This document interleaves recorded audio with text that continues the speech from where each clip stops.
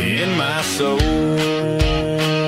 Steel toes on, boots in the gravel, heartland truth on every channel. Open Bible, flag on the wall. We say what we believe when we don't talk at all. This is red, white, and raise hell. Cowboy hat, church bell, can't scare us into silence. We were born to rebel from the back road to the beltway. We won't fade, we won't fail. Proud, loud, standing tall. Red, white, and raise hell.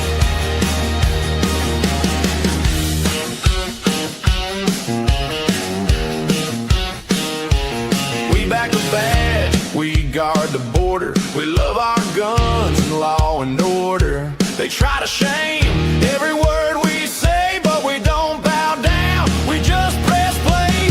This is red, white, and raise hell. Cowboy hat, church bell, can't scare us into silence. We were born to rebel from the back road to the bell. Hey, we won't fade, we won't fail. Proud, loud, standing tall. Red, white, and raise hell.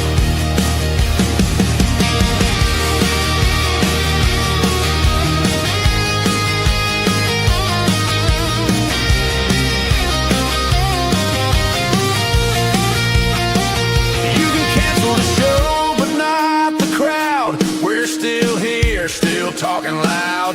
Hand of the free on every spell. Hit that mic, host, let the truth ring out. This is red, white, and raised hell. Cowboy hat, church bell, can't scare us into silence. We were born to rail from the back road to the beltway. We won't fade, we won't fail. Proud, loud, standing tall. Red, white, and raised hell.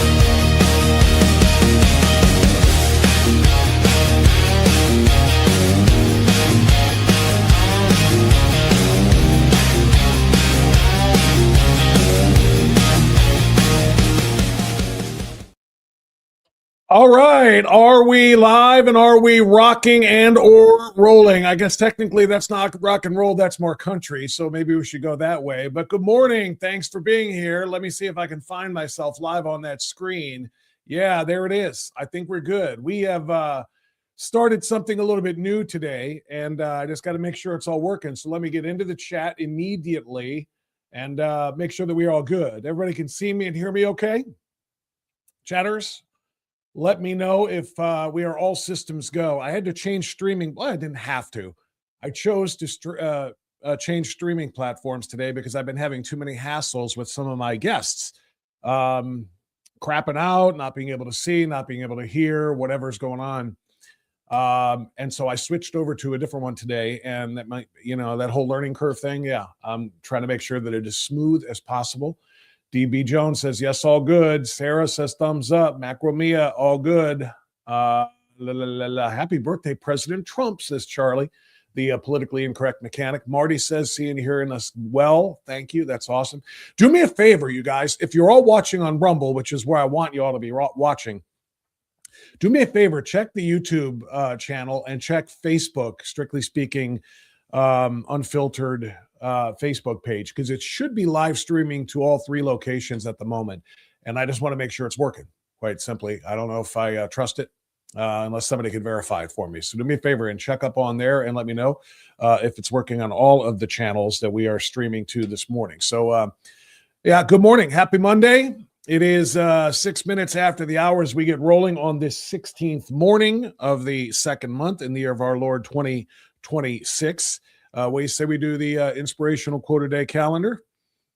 16th of February says, to love what you do and to feel that it matters. How could anything be more fun? Somebody named Catherine Graham. All right. I've heard some deeper philosophical, read some deeper philosophical messages on this 365-day flip calendar, but I'll take that one because you should love what you do. And yeah, it should be fun and it should be rewarding because, I've got to never mind. I don't want to get personal on it, but there's some people that I know that are trying to figure out what to do for themselves, work-wise and career-wise.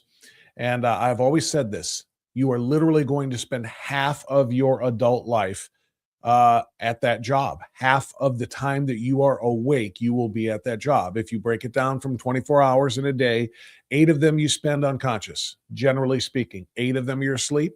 That leaves you with 16. Work days, 8 hours. Half of your conscious life, you will be at that job under normal circumstances. And so you better love what you do. So I do resonate with that message.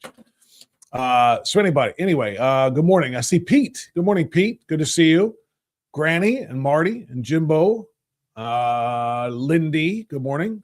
B. Morgan is up in Facebook. There we go. Thank you. That's what I needed. Facebook is good. I am told by B. Morgan. By the way, how many of the folks in the room right now brought a friend? Remember, bring a guest each and every time you come into the room, each and every time you come to a live stream. We want you to bring some folks with you. That is how we grow. By the way, also, how many of the folks in the room today are going to be with us tonight at our designated meeting spot, which shall remain unannounced? We've got an unfiltered insiders meeting. So if you're in the locals community and you are one of the paid supporters and you are an unfiltered insider, we've got a meeting tonight to plan our event. And it's going to be, well, you know what time it's going to be, you know where it's going to be.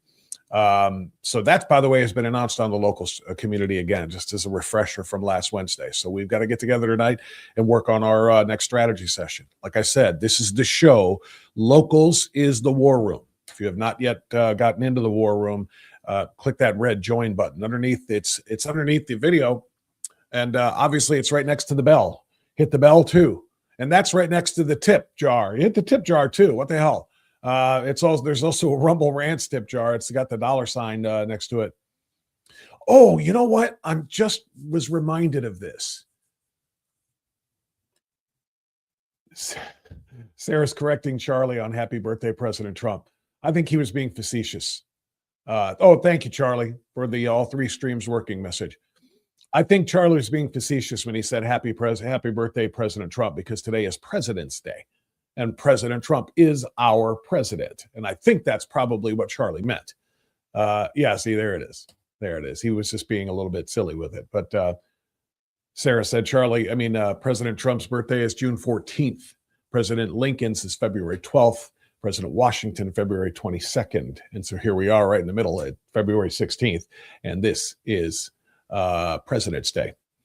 So anyway, where was I going with that? Oh, yeah, I know where I was going with that. Somebody asked me on an email, I think it was an email, and I'm a little bit behind in responding to every email, by the way.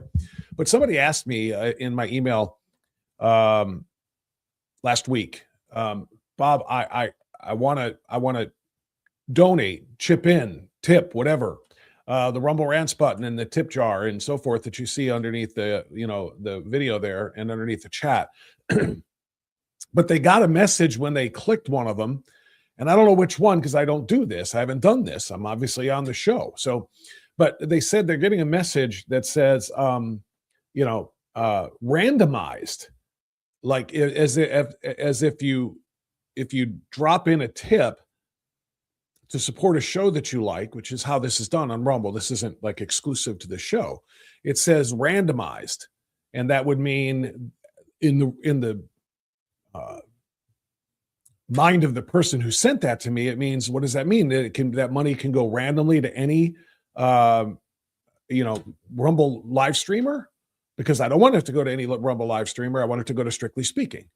So I don't know. I've never done it before. So if anybody has got some tips on that, tips on the Rumble Rants or any of those things, I don't understand what that means about randomized. I don't know if it does mean you kind of dropped in and it's dispersed around the live streamer community, because I wouldn't want that either. If there's a show I support that I want to support, I want to be able to do that and know that every nickel went to that effort. So I don't know the answer. If anybody else does, please let me know. I really don't know how that works. But anyway, the point being, where I was going with that, of course, is look at all the buttons underneath the video screen. Make sure you hit them all. Hit that thumbs up like button. hit that tip button if you can. Certainly hit the notifications bar. That's the bell, and hit the button for joining locals. It doesn't cost you a nickel. You can join locals and be a part of our locals community and engage. But if you want to be in the war room, that's for unfiltered insiders. So that's just a little bit of a taste of where that is. So since I mentioned slam the like button, let me try the toys here on the new streaming platform. It's not new really. Excuse me. But it's new to me because I have not used this one before. So this is is that one up? Yeah, okay, that's my little logo up in the corner there. And let me see if this reminds everybody to like and follow. All right. Oh, yeah. Okay, see that popped up there right by my right arm underneath Charlie Kirk? That's the little Facebook like and follow thing if you're watching on Facebook. And I think this one might be, that's just a thank you. And then I got to like and subscribe for the YouTube. That's the YouTube logos there with their like and subscribe. So we can throw that up there. I got all kinds of neat little things on this platform. So, who knows? We'll see if this is the one that sticks. We'll see if this one. I've got most of my parody songs up there ready to go. I can play them on a moment's notice. Can you provide a definition for the word woman? Can I provide a definition? Mm-hmm. Yeah. I'm not going to do it right now. But the toys are cool. It's I like it. I got a lot more sound effects here. I got Mr. Scream is in the room this morning. Let's say good morning, Mr. Scream. That wasn't scream worthy though. That wasn't loud enough. I don't know what happened with the volume on that. We might have to work on that. That's not good. Let's see. I've got, Mrs. Scream. He brought the missus with him. All right, yeah, I don't know if that's low or just on my end or if that is the volume. Oh, okay. Never mind. The sounds have their own volume control. I told you I'm trying something new here. So let's do Mr. Scream again. Yeah, that's better. Much better. And the misses. Nice couple right there. Absolutely. All right. So yeah, we got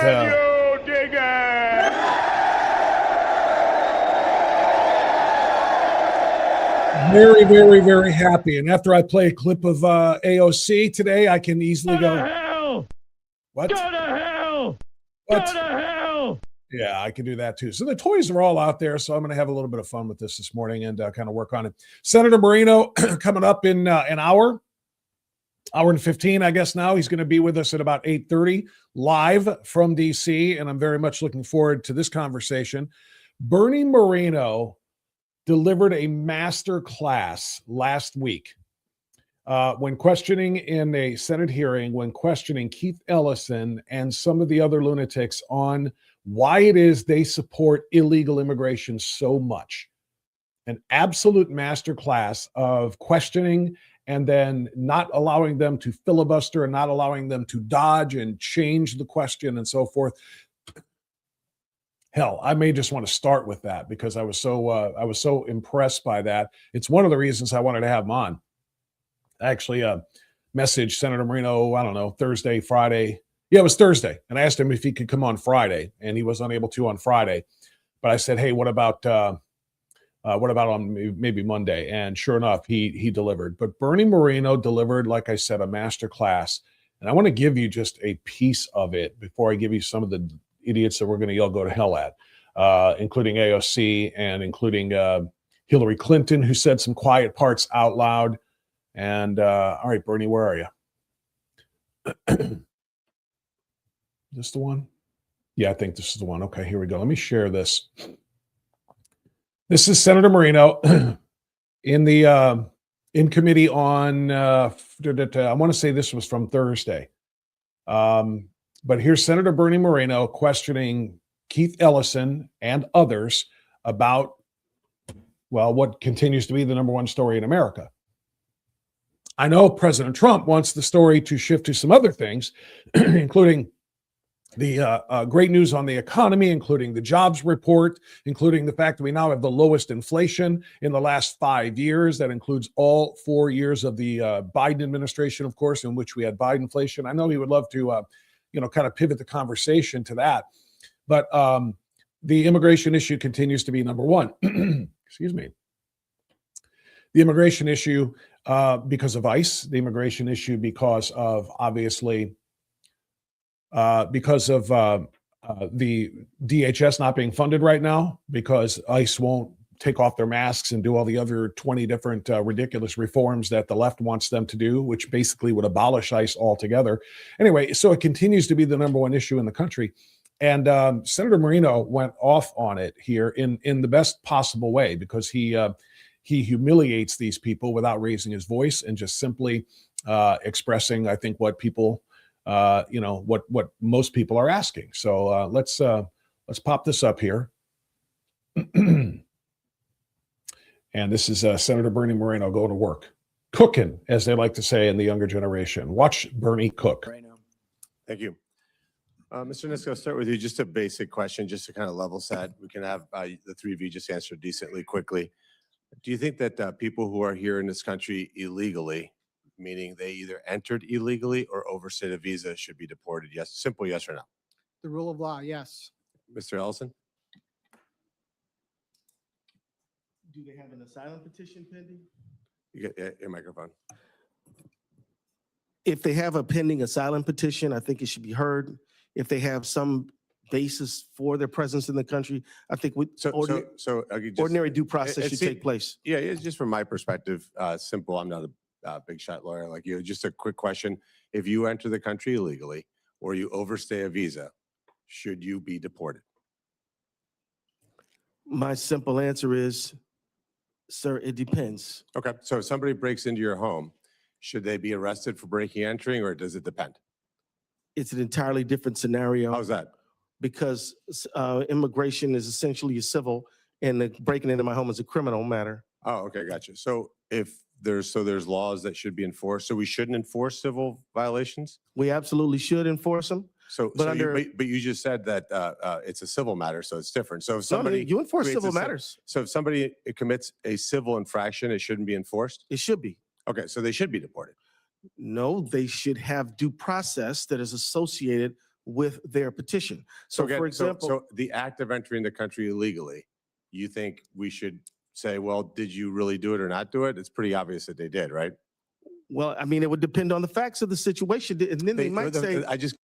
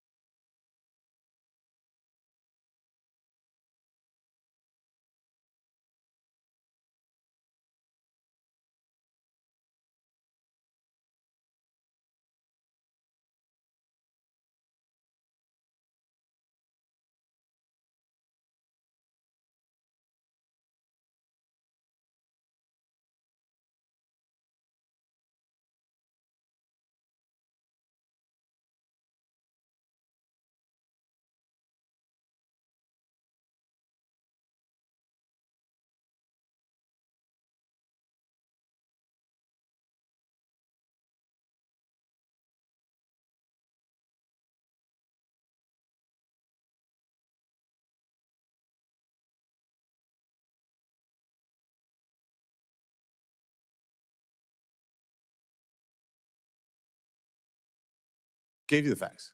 right, but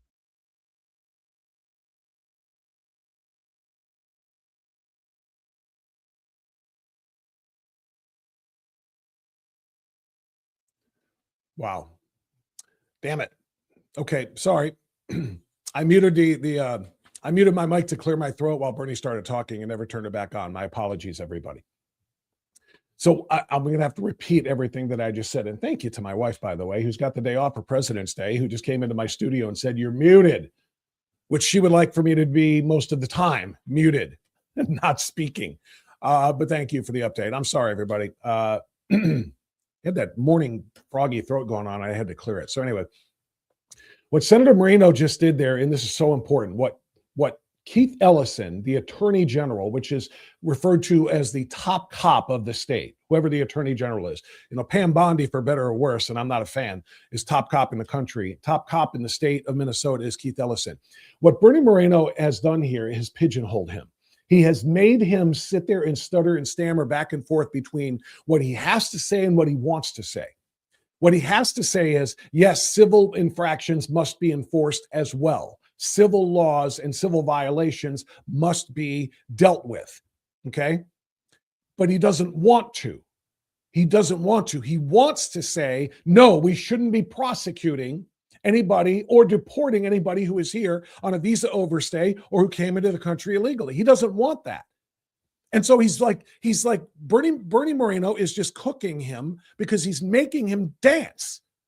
He's dancing from one foot to the other, and he's just sitting here he wants so badly to say, and that's why you just want to choke the living out of him, because you want him to just say it. You don't believe in enforcing border security and American sovereignty and American immigration law. You don't want to enforce that, but you can't say it out loud because you're the top cop of the state and law enforcement is your job. So he's got him just kind of dancing there, and it's kind of hilarious, to be truthful, because again, this is a guy talking about Keith Ellison who literally has overseen, and what's funny about that is he's not providing oversight of the fraud that goes on in his state. That's criminal. So he's overseeing the continuation of billions of dollars in rampant fraud taking place in his state, and he's doing nothing about it. So he's talking about civil versus criminal, civil versus criminal. Well, criminal should definitely be enforced. Why aren't you enforcing the fraud laws, anti-fraud laws? And when it comes to civil, if you agree that civil laws should be enforced, then why aren't you just saying, yes, of course, people who come here illegally should be deported? And the answer to the question is, so why he won't do it is because they are taking advantage of it by the presence of so many illegal aliens in this country who are being counted in our census, and thus giving Democrats 18 more seats in Congress than they should have. 18 more seats in the House of Representatives than they should have, because they're counting illegals in a lot of areas that are blue that should not be. That's the reality. Bernie Moreno is trying to get him to say it out loud. He won't, because he knows he can't, which is what's so brilliant. And you'll notice Bernie does it calmly, measured, even-toned. He's just allowing him enough room to again corner himself. So it's a masterclass. Let's watch the rest of this. Entered the country without permission. But Senator, what if they had a good faith basis to say they would be persecuted in their home country and subjected to real oppression there under international law? There are provisions for them to make a case. That's a phenomenal point. Mexico and Canada, do you consider those to be safe countries or no? You need to appreciate this. This is so incredibly brilliant. This is exactly what it takes. This is exactly what Senator Moreno needed to do here, and I'm so glad that he did. Ellison is going to play hey, what if they're seeking asylum from persecution in their home countries? Wouldn't we have to open our doors to people seeking asylum from persecution? And the answer is, first of all, if you think 12 to 20 million illegal aliens who stormed into this country from 165 different countries over the course of the 4 Biden years, if they were all seeking asylum from persecution in their home countries, then you are you're either a liar or a fool, or you're a lying fool. And you're Keith Ellison, so I'm going with the third option there. You're a lying fool. You know that's not the case. But watch what Senator Moreno does here, because he knows what the law says about seeking asylum if you're being persecuted in your home country. Watch. Generally, I do, but there are certain generally you do? Well, I mean, I would just say this. You border Canada. Don't insult your neighbors to the north. No, I love my neighbors to the north. Well, so is it a generally safe country? Generally, yes. So then somebody seeking asylum could certainly be safe in Canada and Mexico, no? Now, so like if somebody, we do know that. Dance, young man, dance. And Bernie Moreno just cooking this clown, Keith Ellison. What he's talking about there, and what Senator Moreno did so brilliantly there, is he's pointing out to Keith Ellison that the law says if you are seeking asylum from persecution in your home country, you stop at and you stay and you seek that asylum in the next country you enter that is a free country, that isn't persecuting you. That's why he said, look to the north of us and to the north of you in Minnesota, there's Canada. Look to the south of us, There's Mexico. They're coming through overwhelmingly Mexico, but many through Canada as well. And if they claim they're seeking asylum, stop right there. You have found it. Canada is a safe country. He got him to admit it. Mexico is a safe country. He got him to admit that. And I don't agree with that, by the way. Mexico is a cartel-run hellhole, but it's not a country that's persecuting somebody from another country that says they're being persecuted in theirs. So they can go into either one of those and stop right there. Why do they get to come through using those other countries on our continent as just bridges into the United States? What Senator Moreno did there was absolutely brilliant. And I want everybody to know it. And I want people to understand how exposed and how, I won't use the word easy to expose, but how much easier it is to expose these leftists than people realize. So anyway, that's one of the reasons I reached out to Bernie Moreno on Thursday to come on Friday. He was unavailable Friday. He said, how about Monday? I said, done. He'll be here at 8:30 this morning-ish, and I'm very much looking forward to that. All right. So let me get to, did you check the title of today's episode? The head of today's episode was Teachers Gone Wild, and Senator Bernie Moreno makes his appearance. Let's talk about teachers going wild. This is getting to be beyond out of hand. I don't think there's any question about that. And we're talking about the indoctrinators in your kids' schools, not mine anymore, but the indoctrinators in your kids' schools are not just allowing the kids to run wild. They are pushing the kids into running wild. They are essentially teaching the kids to run wild in their ICE protests, in their protests against American law, in their protests against American law enforcement, in their protests against police, federal agents. They are allowing kids an opportunity to choose. Do you want to go outside and wave signs and chant disgusting things about cops, or do you want to take that algebra test? Kind of curious. Which one do you think they're going to pick? Do you want to read Beowulf in English class, or do you want to go outside and run around and climb on fences and climb up on poles like the one you see on your screen right there? Which one do you want to do, kids? Give them an opportunity.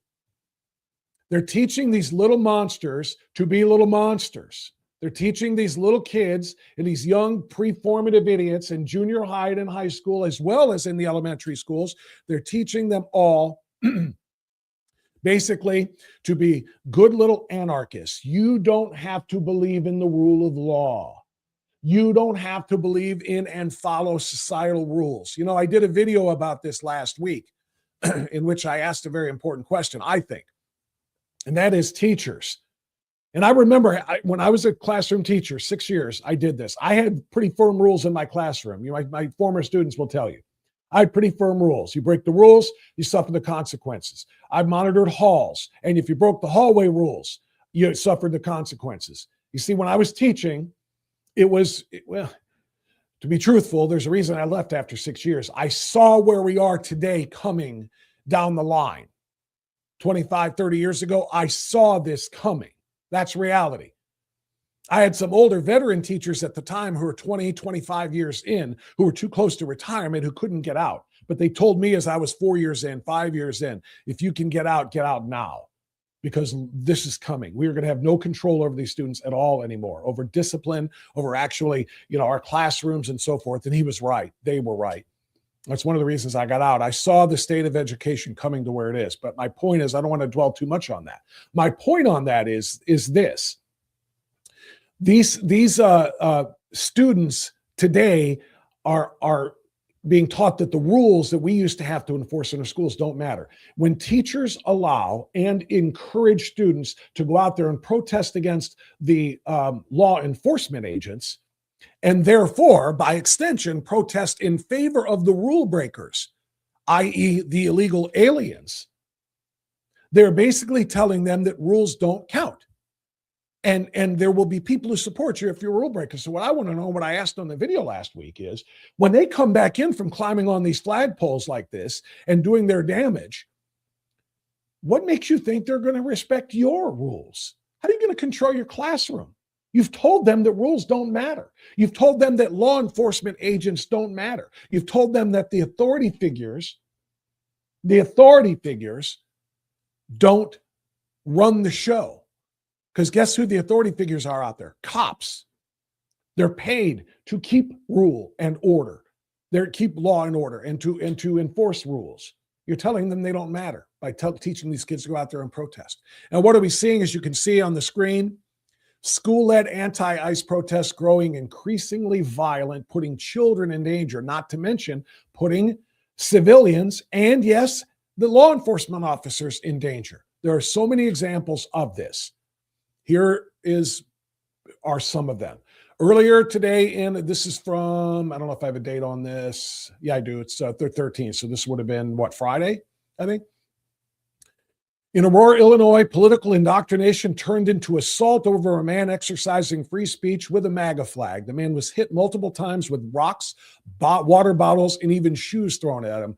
Fascism, Aurora Public Schools edition. The student-led protest outside of Aurora City Hall turned chaotic quick when a man pulled out a Trump flag and allegedly egged students on. Dozens of students chased the man. He was hit and kicked multiple times with rocks, water bottles, and shoes were thrown at him.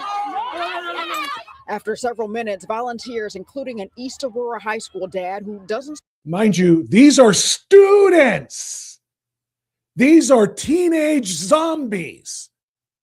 Now, is the guy going out there and instigating because he's holding up a Trump sign? Yeah, you could say he is. But isn't that the nature of why they're all outside? They're taking advantage of their right, which, by the way, they do not have while on school time. But they're taking advantage of their right to protest against ICE. And here's another guy taking of his right to protest in support of Trump. And one side gets to physically assault the other side. And that's okay, according to the left. Is he out there, kind of instigating? Sure. But isn't that the nature of protest? What are they doing? They're out there getting in the face of officers. They're instigating. Support Trump helped the man escape into Fifth Third Bank. He didn't listen to move away from them. He didn't listen. They went up to him. He didn't listen. He didn't listen to move away, so they went up to him and they assaulted him. Tell me, how many of those little bastards got prosecuted for their assault? Because the answer is 0. How can we enforce laws if we don't prosecute and charge those who break laws? Not to mention those students should not have been out there in the first place. Here's another one. Again, talking about the violence. All right, you guys. I was just assaulted at this school walkout. You can see the bruise on my head. It was pretty bad. I'm okay. They attacked me, chased me all the way down. I found the officer. So now I'm here. Chris is going to show him the video, hopefully. You notice the reason why I entitled this episode Teachers Gone Wild and not Students Gone Wild, Kids Gone Wild, Girls Gone Wild. You notice why I didn't do that? Because every one of these kids is supposed to be under the authority of teachers.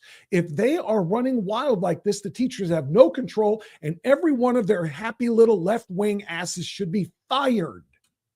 Fired. If I let this kind of zoo happen inside my classroom when I was teaching, I would have been fired if I had no control over the kids, no order, no discipline. I would have been fired, and rightfully so. They're letting them out of the classroom to do all of this nonsense. And as we all know, because of the left-wing teachers unions, which I'll get into in a moment, they're not just letting them, they're encouraging them. They're coaching them, for crying out loud.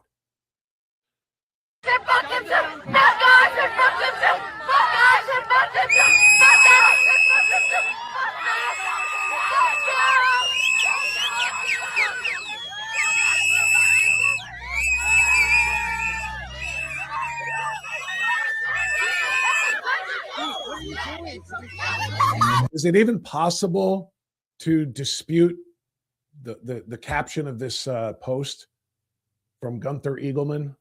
Every parent who has a child in this video failed. They failed as parents. These little zombies are out there screaming, F ICE, except they're saying the word, many of them. Look at that little awful in training. She's an awful in training.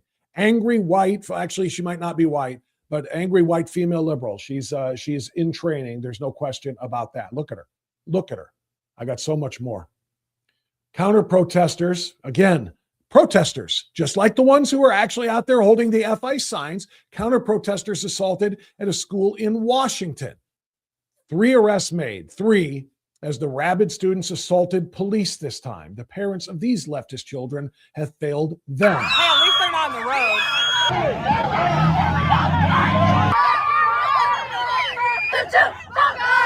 Don't surround people. Well, that's the same. Sorry, that's the same. That's the same protest, but I think we get different video here. In fact, I know we do.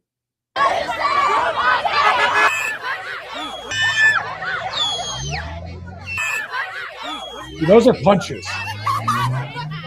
That's the little awful in training we were talking about. That's the one who was scrambling around in the previous video trying to get at somebody, and she did. I know. Can we stop? Can we stop? Can we stop? Going to jail.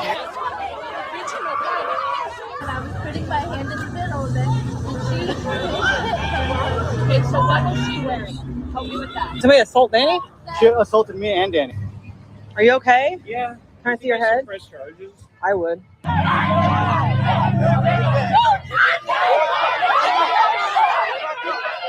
This, my friends, is called anarchy. I talk about this from time to time. This is called anarchy. Anarchy is a system, a societal system in which there is no authority. No rules, no laws are respected or enforced. Everyone is out for themselves. This is anarchy. Police officers aren't respected. The school officials aren't respected. Of course, most of them are actually in favor of what these kids are doing anyway, which is why, again, we go to teachers gone wild. So I put together a little listing of these, I guess, is the best way to say it. I created a folder of videos and stories that I wanted to share with you. Headline, Teachers Gone Wild. So let me bring this up on the screen real quick so you can see so you can see exactly what's going on here. All right, I'll try to enlarge this the best I can. But this is a montage that'll just make you sick to your stomach when you see exactly what we're talking about here, how many of these cases there are, and why it's not just the little mush-brained, juvenile delinquent kids that are out there doing this. It's the teachers that are not only out there doing this with them, but they're encouraging them to do it as well.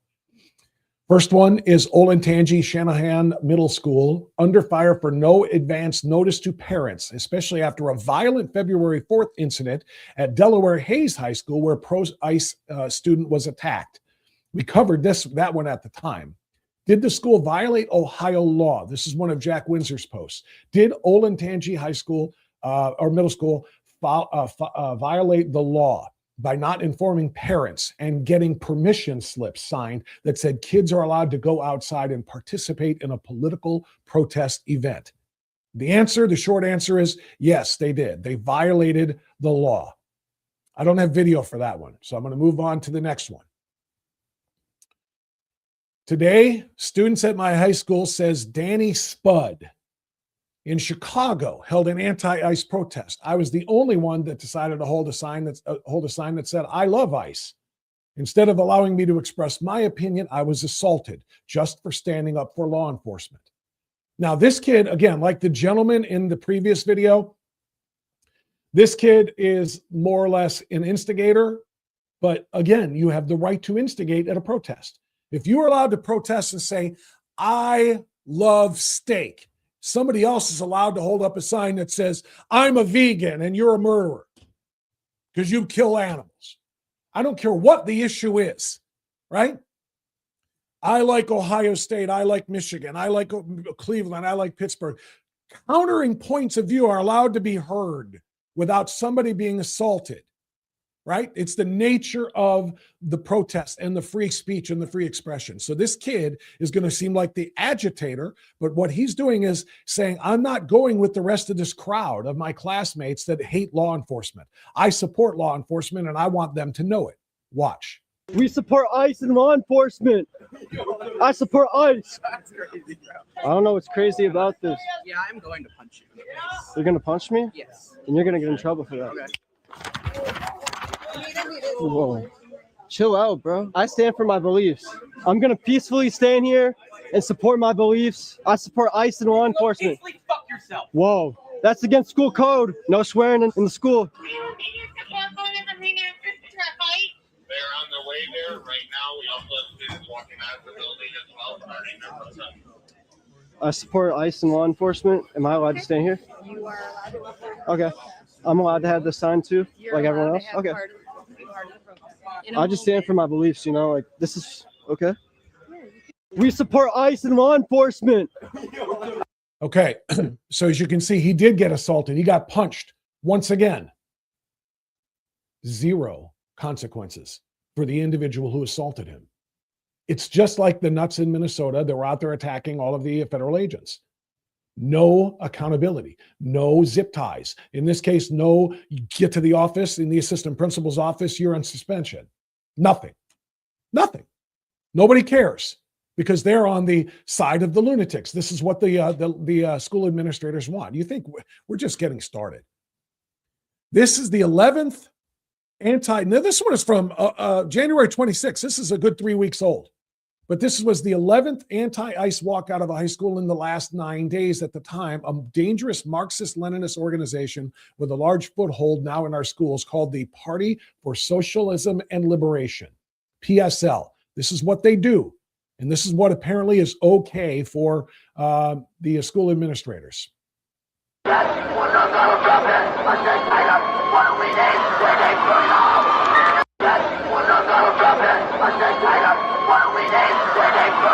Tell me that doesn't have future mass shooter written all over it. Sorry. Look at his face and listen to him, the one with the bullhorn. That little psychopath is a very, very serious threat.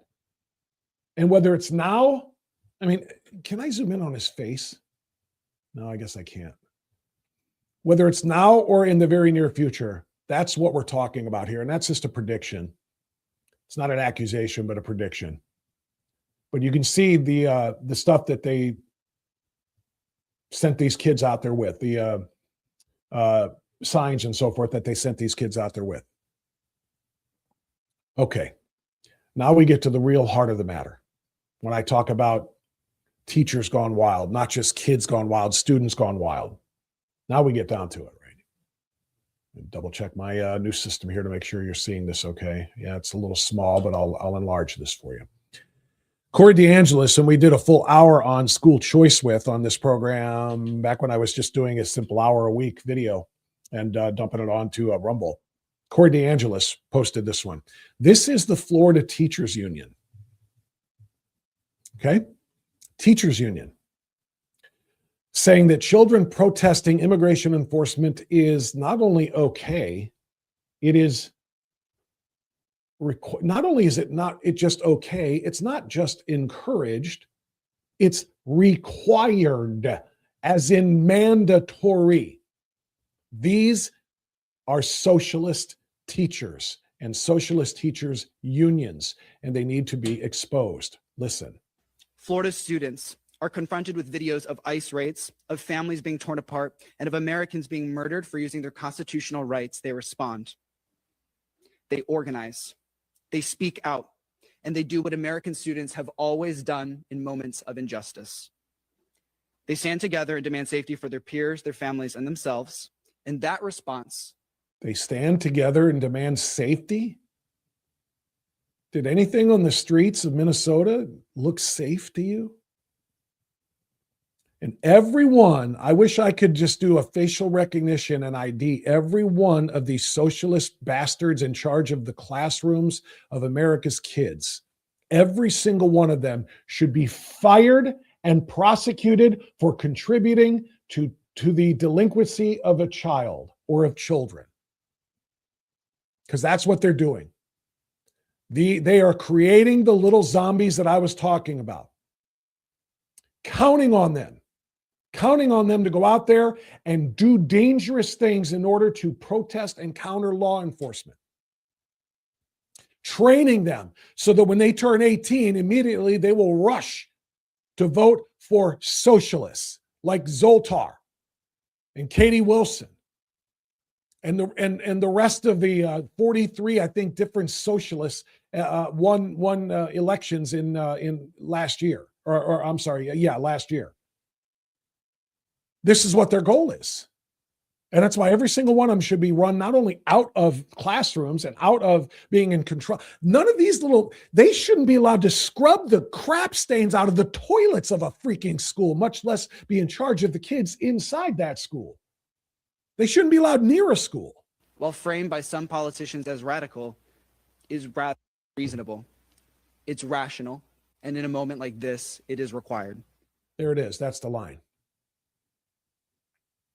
These teachers are saying that the students, it is rational, reasonable, and required for them to go out there and protest and to confront law enforcement, to protest against law enforcement, to impede and obstruct and interfere with law enforcement. And these are the bastards that you trust with your kids' safety. When you see them get on that bus, or you see them get out of their cars at school, they're going into a place where you are trusting the adults in those places to make sure your kids are safe. Do these people look like they are concerned with student safety? Is rather reasonable. It's rational. And in a moment like this, it is required. To any students being told that they do not have the right to speak out or walk out on their campus, I want to be clear. This is the United States of America.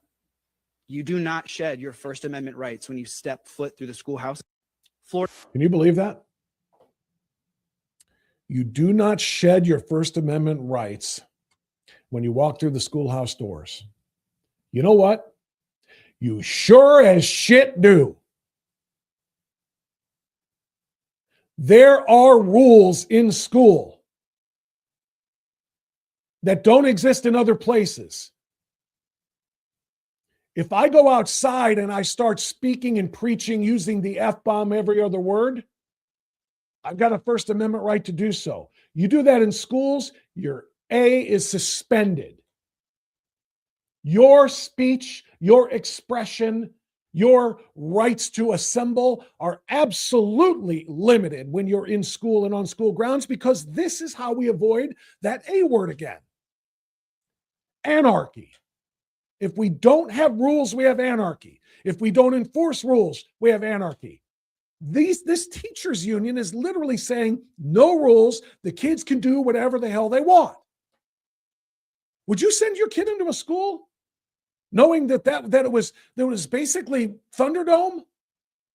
Would you drop your kid off and say, "Have a nice day, son. Have a nice day, sweetheart," knowing that inside was Thunderdome, war games, no rules. People can punch who they want in the hallway for holding the wrong sign. People can be bullied and beat up, screamed at. Teachers have no control whatsoever. Is that okay with you? We're not done. Actually, I might want to save that one for last. Let me do this one first. Still not done. All right. Principal, not teacher in this case, but the school principal. We still good on our video? We're still good somewhat on our video. I'll blow that up for you in a moment, make it larger. Principal at Da Vinci High School in DJUSD, which is where? Davis Joint. I don't have the state on this one. I apologize. It's okay, though. Doesn't matter. It's an American school. Da Vinci High School allowed and supervised the anti-ICE protests where kids ran through the street and ripped up signs from counter-protesters, and then refuses to acknowledge, as he leans against that fence, as you can see, refuses to acknowledge who he is, that he even works for the school, nonetheless that he's in charge of it as the principal, as the chaos goes on around him. What's that? Are you involved with this protest at all? Those are my students. I'm sorry. So, are you teach here? Do you teach here? I prefer not to engage. That's okay. You're on the public sidewalk. Are you working right now? Am I working right now? Yeah. Sure am. What's your name? I'm asking you what your name. You're on the public sidewalk. You're working, and these are your students. What is your name? Have these students notified their parents? What's that? Have these parents notified their parents that they're out here protesting on the sidewalk? Sorry? Have these I can't parents, hear you over the protest. Have these parents been notified that their students are protesting? I'm Their having a hard children. time hearing you. Have these parents been notified that their children are protesting on the public sidewalk during school day? Okay, I'm sorry, what? Have you notified the parents that these children? Stay on the side. Have you notified the parents that these children are protesting during the school day? Were school resources used to make these signs? Your hate makes us stronger. Your hate makes us stronger. Your hate makes us stronger. Your hate makes us stronger. Your hate makes us stronger. Your hate makes us stronger. Are you a teacher here? Are you a teacher here? Have these parents been notified? Yes, they have. They have? Did your parents give you permission? Back up, Yes. Proud and proud. Proud and proud. Leave her alone. Did your parents give you permission to Yeah, be my here? dad gave me permission and my mom. Okay, what's your mother's name? What's your Don't mother's worry name? about it. What's your mother's name? Did your parents give you permission to be here? Did you ask the parents? Did you ask their parents if they could protest here? Were your parents notified that you were protesting today? Talk to them. Your hate makes us stronger. Your hate makes us stronger. Your hate makes us stronger. Your hate makes us stronger. Your hate makes us stronger. Your hate makes us stronger. Your hate makes us stronger. Your hate makes us stronger. Your hate makes us stronger. Your hate makes us stronger. Your hate makes us stronger. Your hate makes us stronger. Your hate makes us stronger. Tell me something. Do you see hate in this video? I do. Where's the hate coming from? The person holding the camera and asking the authority figures there whether or not the parents gave permission to their kids to go out there and do this? I don't hear any hate from the camera person. All of the hate I hear is coming from the mouths of the little zombies in training. That's the only hate that I hear and that I see. Pure, unadulterated hate being stoked by teachers and principals. Your hate makes us stronger. Your hate makes us stronger. Your hate makes us stronger. Your hate makes us stronger.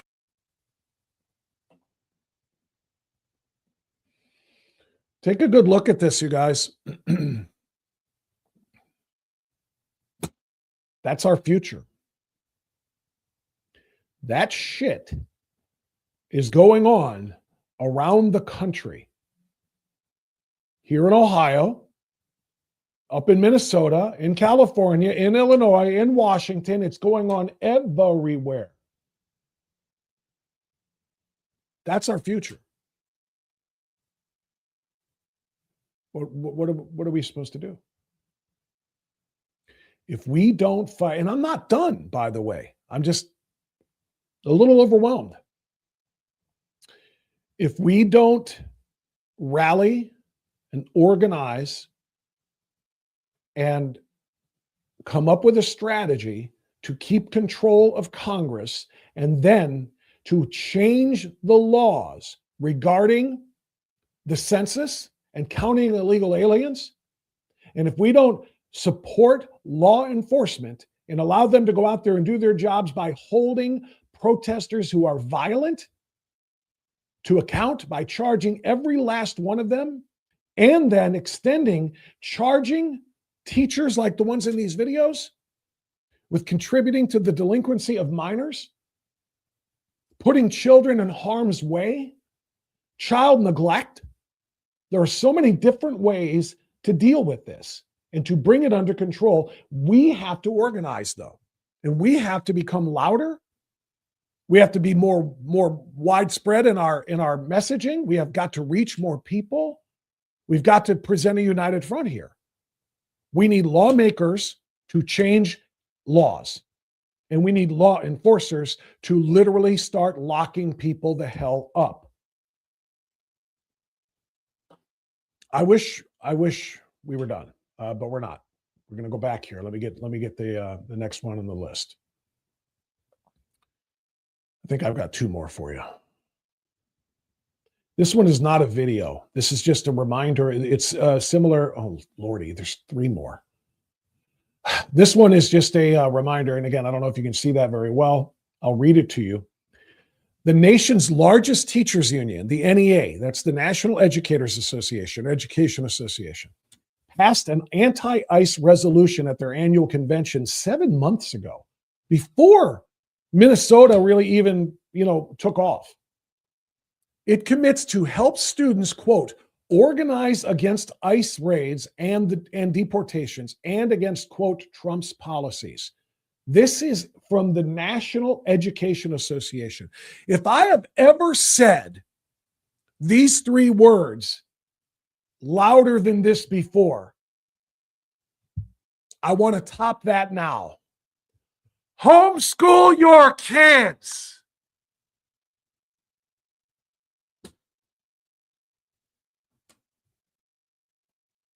Where they will not be taught by the National Education Association. Adopted. NEA opposes immigration and customs enforcement kidnapping of student leaders. Doesn't happen. And supports students' rights to organize against ICE raids and deportations. Not on school time. Your happy asses are being paid by every taxpayer in the state, and particularly in your district, to teach these kids how to read, write, do science, solve problems, learn history, to be able to become functioning members of societies, not to become little anarchists. We will protect our students' right to free speech and defend their right to dissent and organize against Trump's policies, including attacks against LGBTQ students and against racism. This is the NEA. This is why what I said before is your future, because these are the people in charge of the mush that is contained inside the skulls and in between the ears of these kids. They're putty, and they're able to manipulate them in whatever way they want. NEA is a communist organization. I know. I used to be in it. It's a communist organization. NEA will use existing media platforms to organize and join actions with other unions, communities, immigrant rights, and civil rights organizations in support of defending students' right to protest. In other words, anarchy, chaos. This item cannot be accomplished with current staff and resources. We want more money. We want $32,500 more taxpayer money to create the zombies. All right? Understand what they're doing. What's that? Are you involved with this protest at all? I already did that one. Hold on a second. Let me get back to where we were. Darn it. Hold on. I got to go. I've got to grab my list again. Sorry about that. Okay, here we go.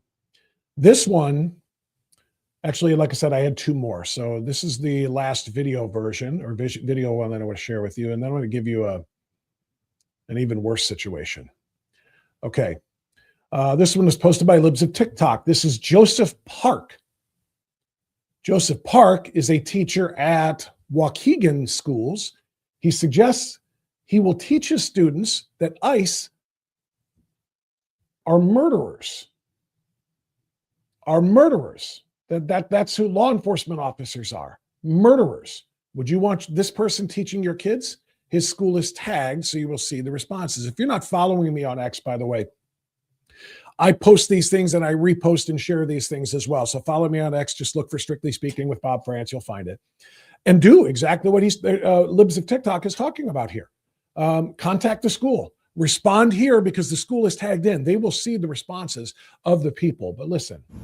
Oh, and by the way, this guy is a gifted middle school language arts teacher. So he's teaching the gifted students that laws don't matter and that ICE are murderers. Hey, it's the Asian educator here, Joe. I'm going to take a cleansing breath. Teachers are supposed to be apolitical, right? Not take a stance. A meaning not, and political, not political. So what if a student brings what's going on in Minnesota and what I believe are 2 murders? Yes, murders. What do I say? I want to put this guy in front of a vehicle and have the person in the driver's seat floor it while he's in front of it and tell me if he thinks it would be murder to stop that person from killing him. I don't know. And what do other educators say when students bring up these tragedies? I know I'm going to be doing a lot of cleansing breaths before I answer that. But I know that I'm going to do my darndest to educate my students to be critical thinkers, to understand what is right and wrong, and to hopefully have these students who are critical thinkers be the light in this world. This is maddening. This is crazy. I am sad. I'm angry. What do you guys think? I think I'm sad and angry that you have some sort of authority over children. That's what I think. I'm sad and I'm angry too, because you are a language arts teacher, a middle school language arts teacher. You know what? I was too. That's what I taught. I taught language arts, English language arts in middle school for 5 years and in high school for 1 year. And you know what I taught my kids? I taught them language freaking arts. All right? That's your job. Not to teach your little kids to be little mind-numbed zombies out there preaching your socialist dystopian worldviews. That is not your job. Your job is to teach them literally language arts. And if you can't do that job, I'm sorry, sir, but take your happy little A out of the classroom and go get a job working for RevCom USA, which is obviously what you support. Now it brings me to the last. This is the last one I wanted to share with you. Teachers Gone Wild? Yeah. This woman that you're about to see, and you can read the caption there from Eric Doherty, straight up admits that she reports students to Child Protective Services because they're involved with Turning Point USA at school. She views being conservative as abusive. I want you to listen to this person make a justification for reporting to CPS, Child Protective Services, the fact that a child might be involved with Turning Point USA, an organization that teaches what? TPUSA doesn't teach stand outside of schools and harass and punch and attack people, carrying signs with the F-bomb on it, screaming the F-bomb, and screaming in support of illegal aliens breaking the law, criminal illegal aliens being protected, talking about, and they've all been documented, rapists, murderers, carjackers, child molesters, child traffickers, drug traffickers. It's all been documented. These are the worst of the worst, the ones that are targeted by ICE. TPUSA doesn't go out and support those things. TPUSA does what? Turning Point, what Charlie Kirk built, goes out and says, let's talk. Here's my view. Here's a microphone. Tell me yours. Let's have dialogue. not scream fests. Let's talk. So according to this woman, if the kids are encouraged to go outside and be little anarchists, their safety is assured. If the kids are a part of Turning Point and having reasonable, rational discussions, they're in danger and they have to be protected from Child Protective Services. Make that make sense to me, to yourself.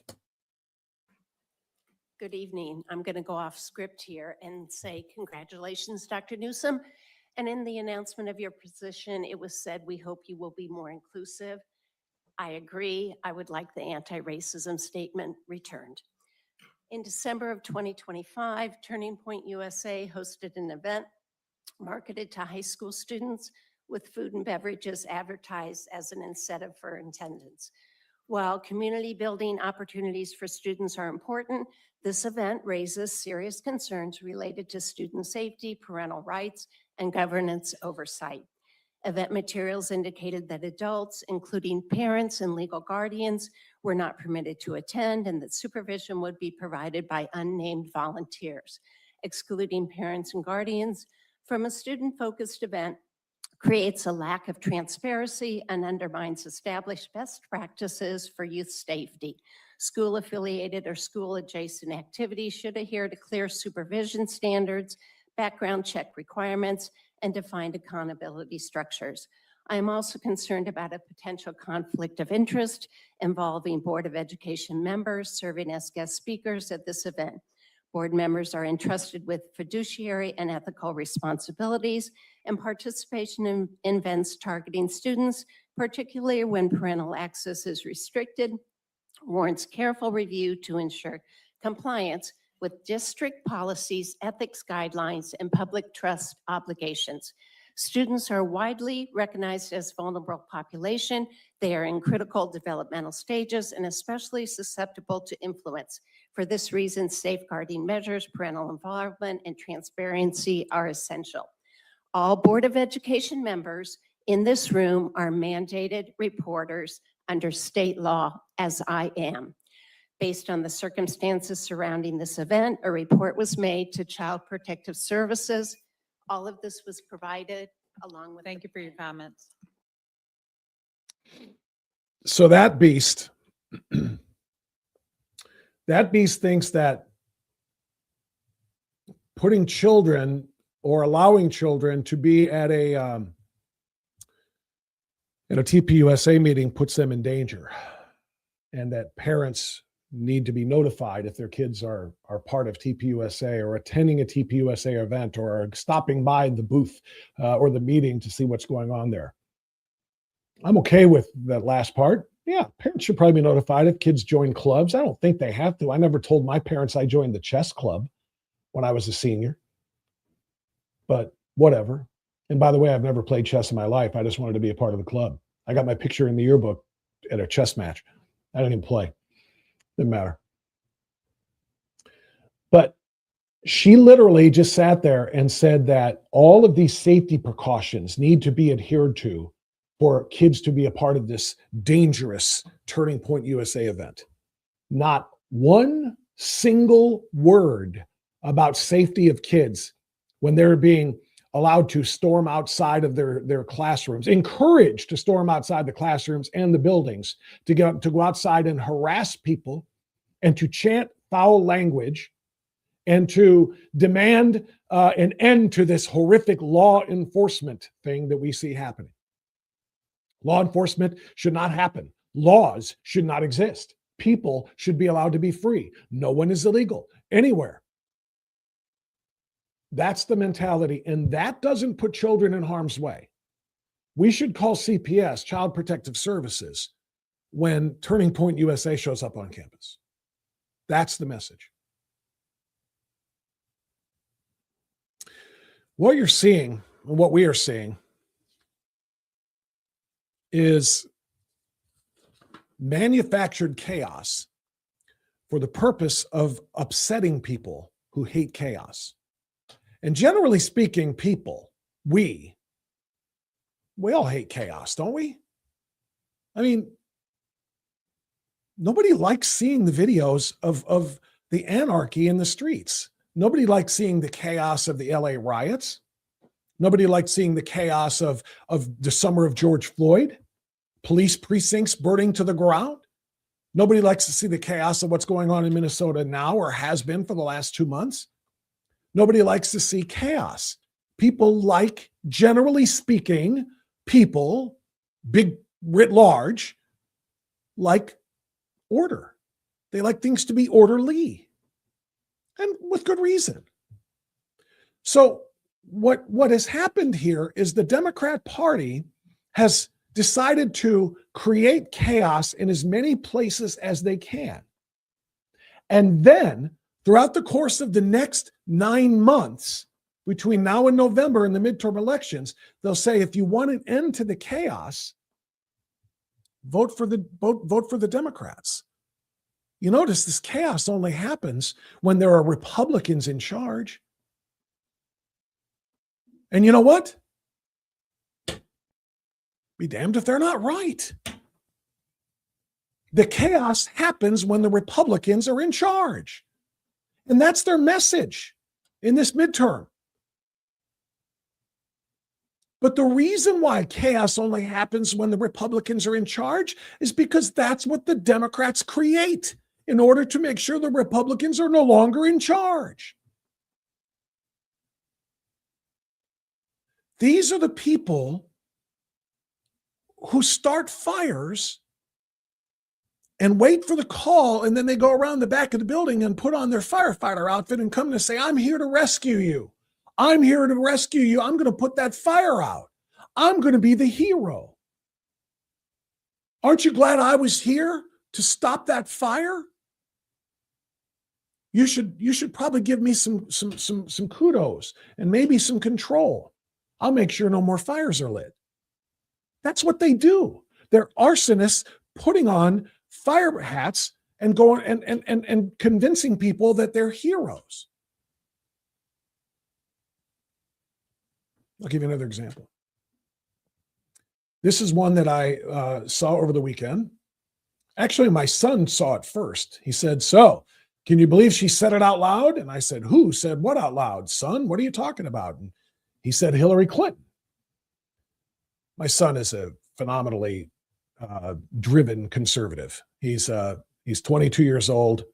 He was in 3 public universities, graduated this past December, and he didn't let it faze him one bit.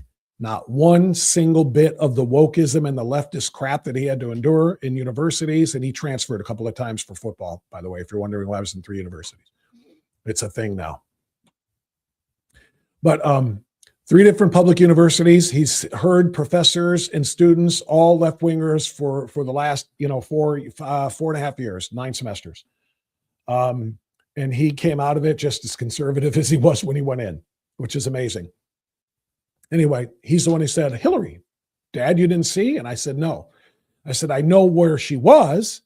I know they were at this, a security conference in Munich, and she and AOC and a bunch of other Democrats went to Europe to trash the president of the United States, to trash the country, quite frankly.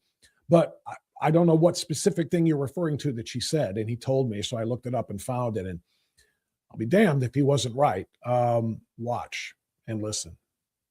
I think we need to call it for what it is. Secretary There is a Clinton. legitimate reason to have a debate about things like migration.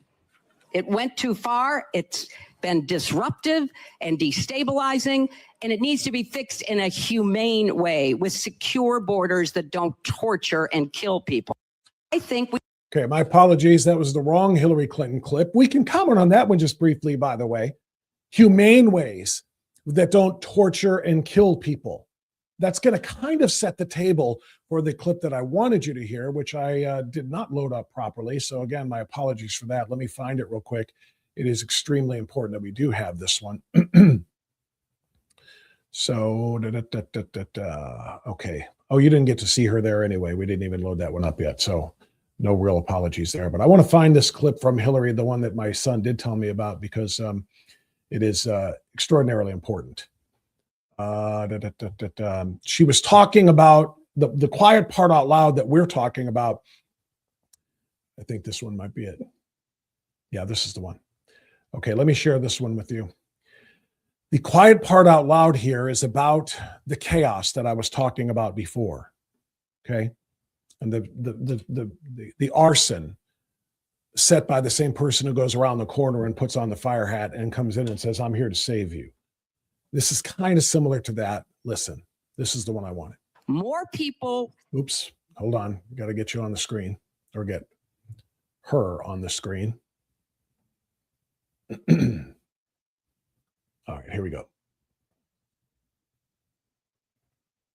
More people were deported under my husband and Barack Obama without killing American citizens and without putting children into detention camps than were in the first Trump term or this first year of Trump's second term.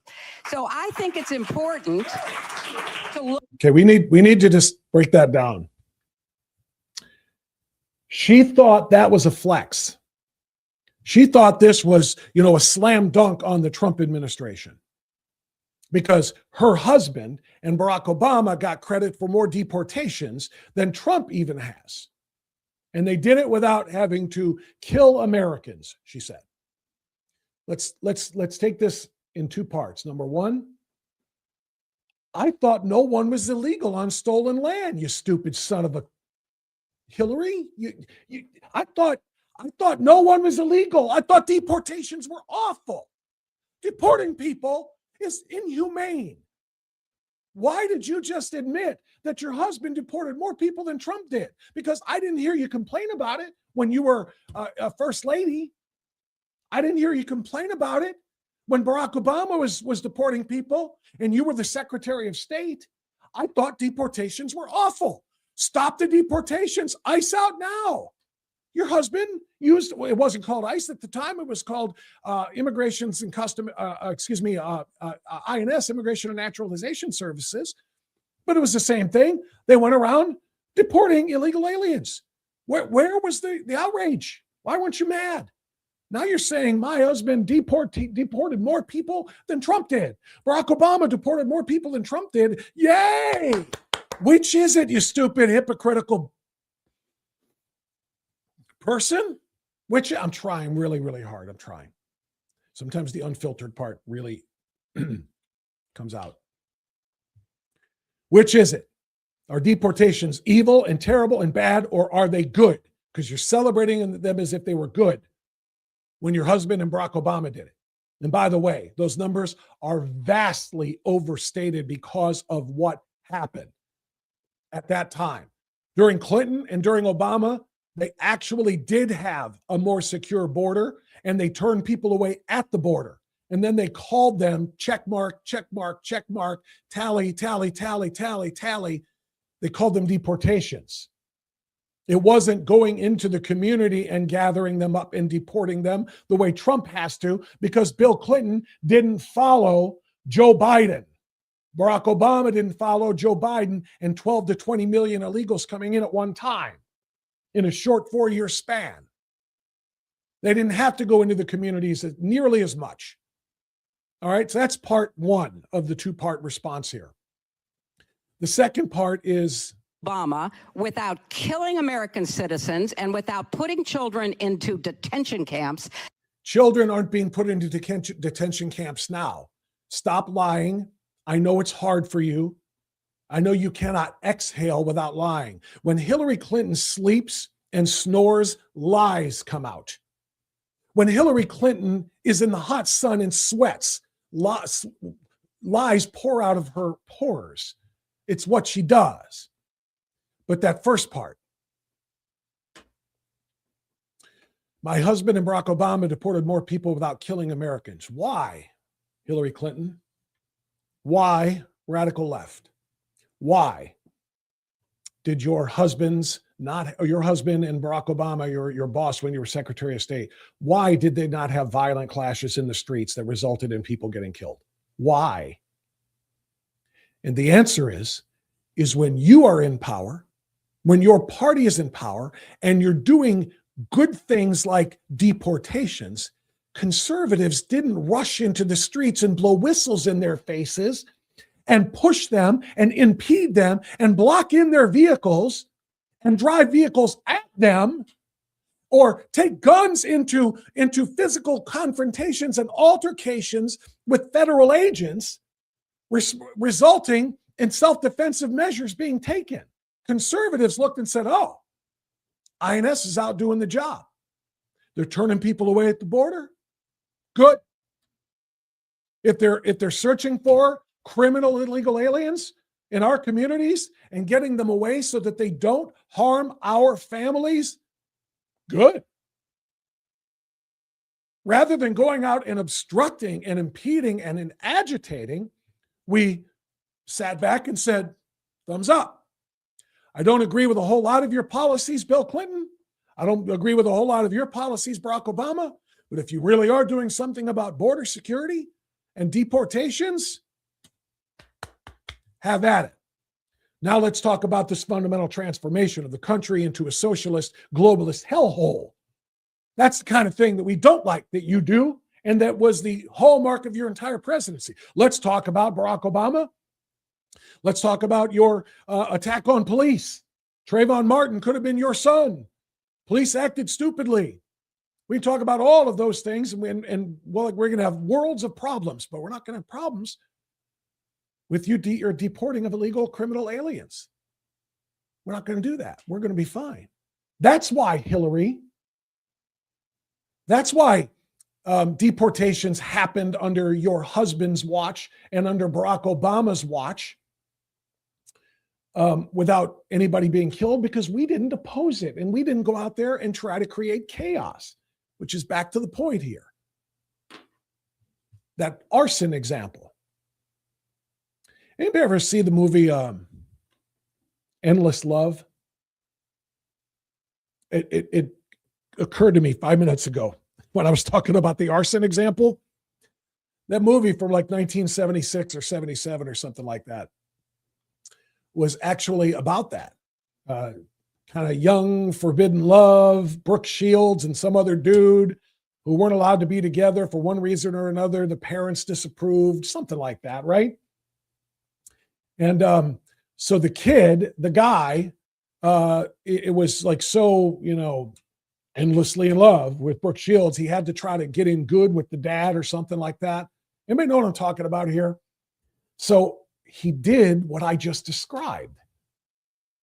He went over to the house and saw a bunch of newspapers. He was forbidden from seeing the daughter, the girl, Brooke Shields.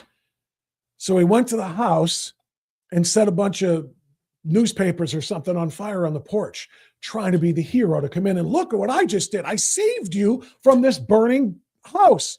Now am I a good guy? Now can I date the daughter? That was his plan. That's the Democrats' political strategy. Set stuff on fire and then come in and say, look at me. I put out the fire. Vote for me and you'll have no more fires. I mean, it is about as spot on and on point as any metaphor could ever be. People don't like fire. They like firefighters. People don't like chaos. They like people who put out the chaos. And weird and warped and backwards as it is, the Democrats are right. Chaos doesn't happen when they're in charge because we are not anarchistic conservatives. We believe in rules. The closest thing we'll come to the garbage that's going on in the streets when the Republicans are in power right now, that the Democrats are engaging in all across this country at schools, like I spent the last hour demonstrating for you. The closest we'll come to is we'll go to a Trump rally and we'll wave American flag signs and we'll sing Lee Greenwood. That's about it. Until somebody takes a shot at the president. That's it. That's what we do. If the Democrats are in power, we'll hold a Tea Party gathering and we'll get people like me up there in front of a couple thousand people, and we'll be chanting about how we got to win the country back. And people will wave flags, and they'll drink some lemonade, and we'll clap and we'll cheer and we'll sing, and then we'll go home, hopefully to go to work. on those agenda items. That's what we do when we're not in power. When they're not in power, they create and sow chaos so that it looks like the Republicans are the agents of chaos. And that, if you don't want any more of this chaos that you hate, vote for us. We're the ones who put chaos out. That's because when they take over, they stop rampaging in the streets and creating chaos. There's really not much more that you can say about it. All right. I've got a couple of minutes here before Senator Bernie Moreno joins me. We have a lot to talk about with the senator. I'm very much looking forward to that. So I'm going to take a very short time out right now. And while I do that, you can listen to this. If we look to the answer as to why for so many years we achieved so much, prospered as no other people on earth, it was because here in this land, we unleashed the energy and individual genius of man to a greater extent than has ever been done before. Freedom and the dignity of the individual have been more available and assured here than in any other place on earth. The price for this freedom at times has been high, but we have never been unwilling to pay that price. Those who say that we're in a time when there are no heroes, they just don't know where to look.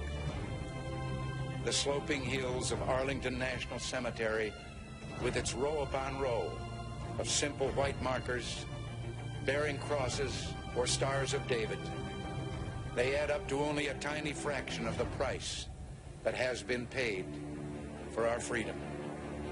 Each one of those markers is a monument to the kind of hero I spoke of earlier.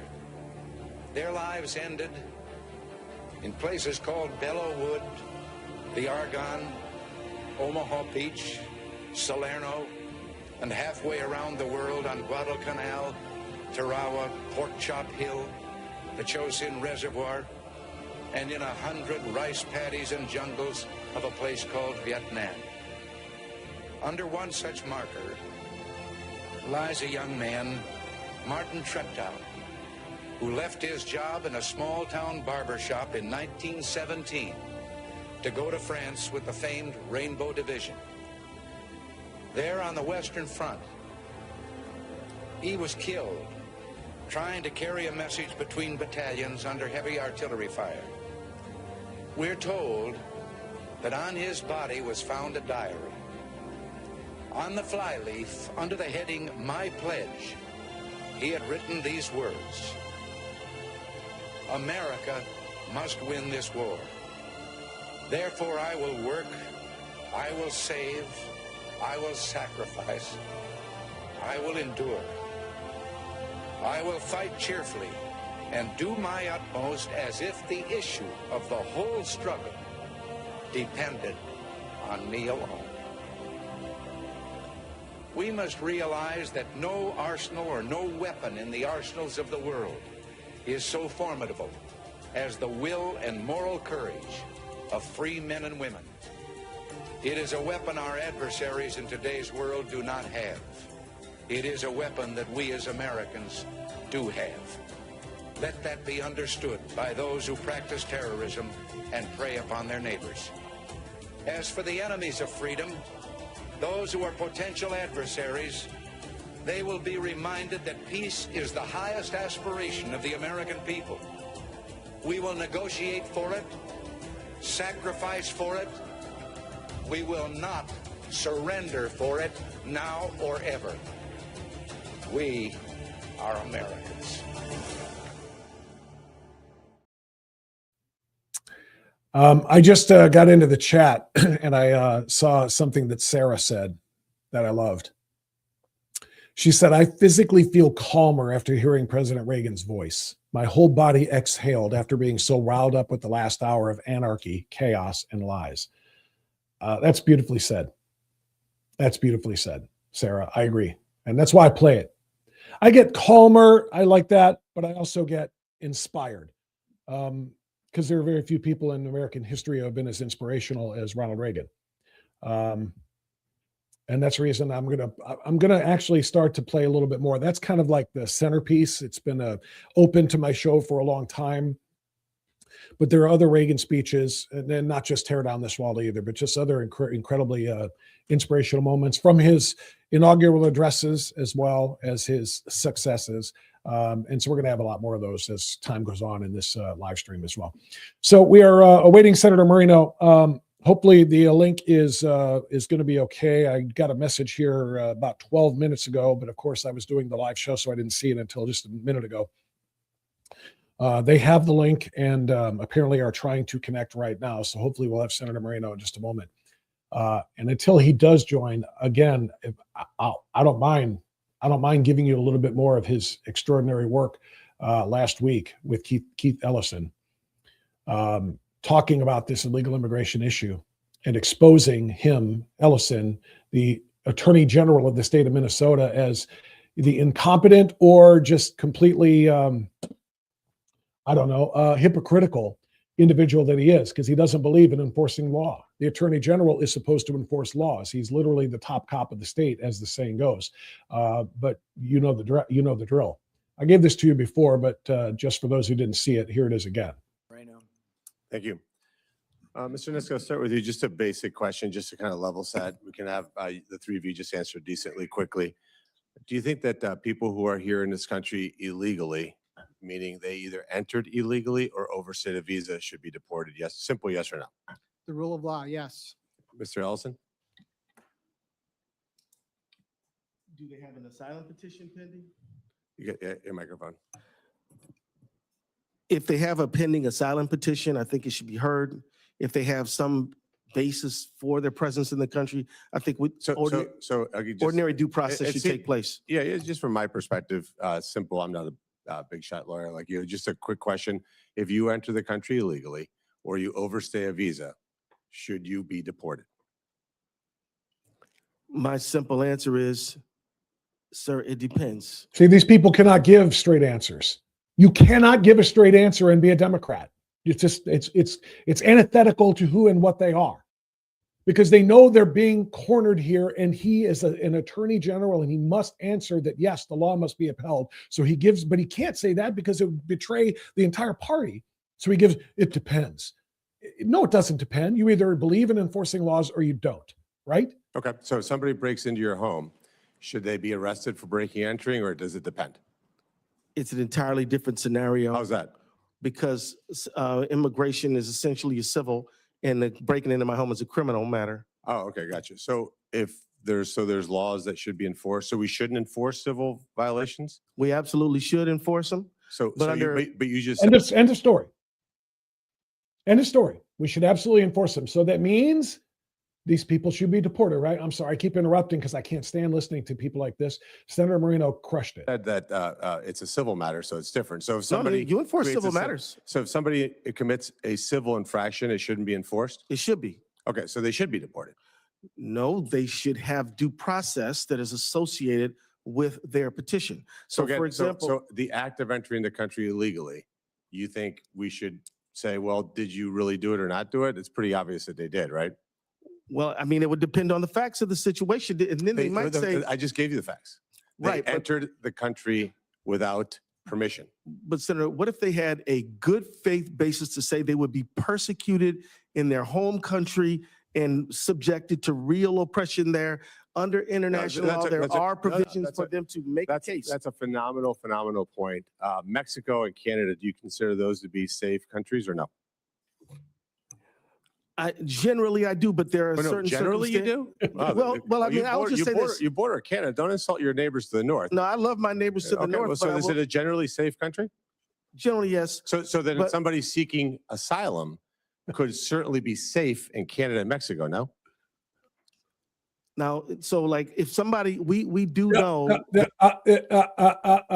is a master class. And that's, I told you why I reached out to Senator Moreno. I try to get him on every so often anyway, but when I saw that last week, I said, Senator, we've got to talk about that. I wanted to get him on Friday. He was unavailable. He said, Bob, how about Monday? Well, guess what? Today is Monday. And you know what that means?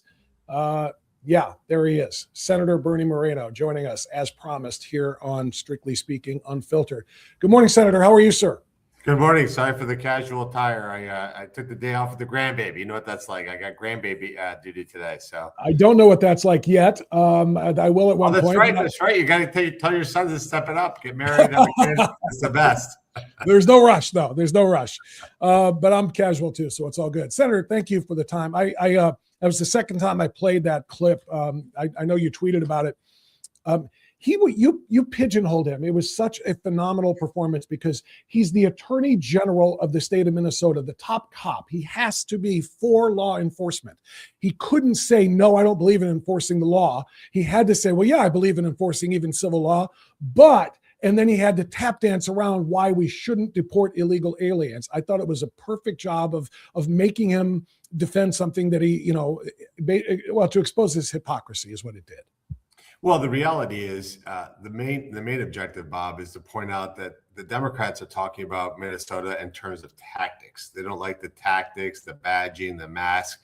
It's all a distraction from the core issue, which is over the Biden years, they let millions, tens of millions of people come into this country illegally, and they're really upset that we're deporting them. That's the issue, because they had a plan, and their plan was to change the electoral composition of this country. Remember, this is the same Democrats that refuse to let us only count American citizens when determining how many congressional seats. So this is really what it's about is, hey, don't deport these people that we worked really hard to get in. And by the way, one last thing, he's not only the Attorney General, he was a former congressman, and he doesn't even realize that entering this country illegally is a criminal offense. I just didn't have enough time to drill down to all the nonsense that he was spewing, but it was pretty sad to have a guy like that testify before the United States Senate, because he is absolutely the worst of the worst.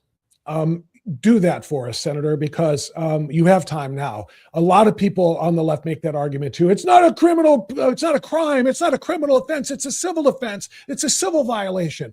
It's in U.S. code, it's a law, it's illegal to come here. Can you explain it any better than that?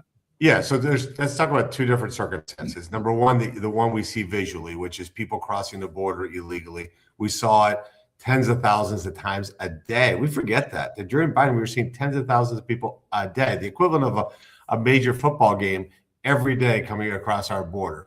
That is an absolute criminal offense. There's no doubt about it. Bob, it's no different than me breaking into your house, except me breaking into your house would have a lot different consequences than what happened during the Biden years, which is not only were people allowed to come in, they were provided for. We gave them housing, we gave them airline tickets, we gave them food, we gave them a cell phone, we gave them 3 square meals a day. I mean, we took better care of these criminal aliens than we took care of American citizens. So number one, 100% a criminal offense. The second type of people that are being deported is people who overstay their visa.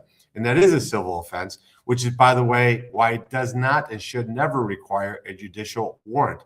It's an administrative exercise. So I have, for example, let's say a cousin of mine from Colombia wants to come to the U.S. He's given a 90-day visa.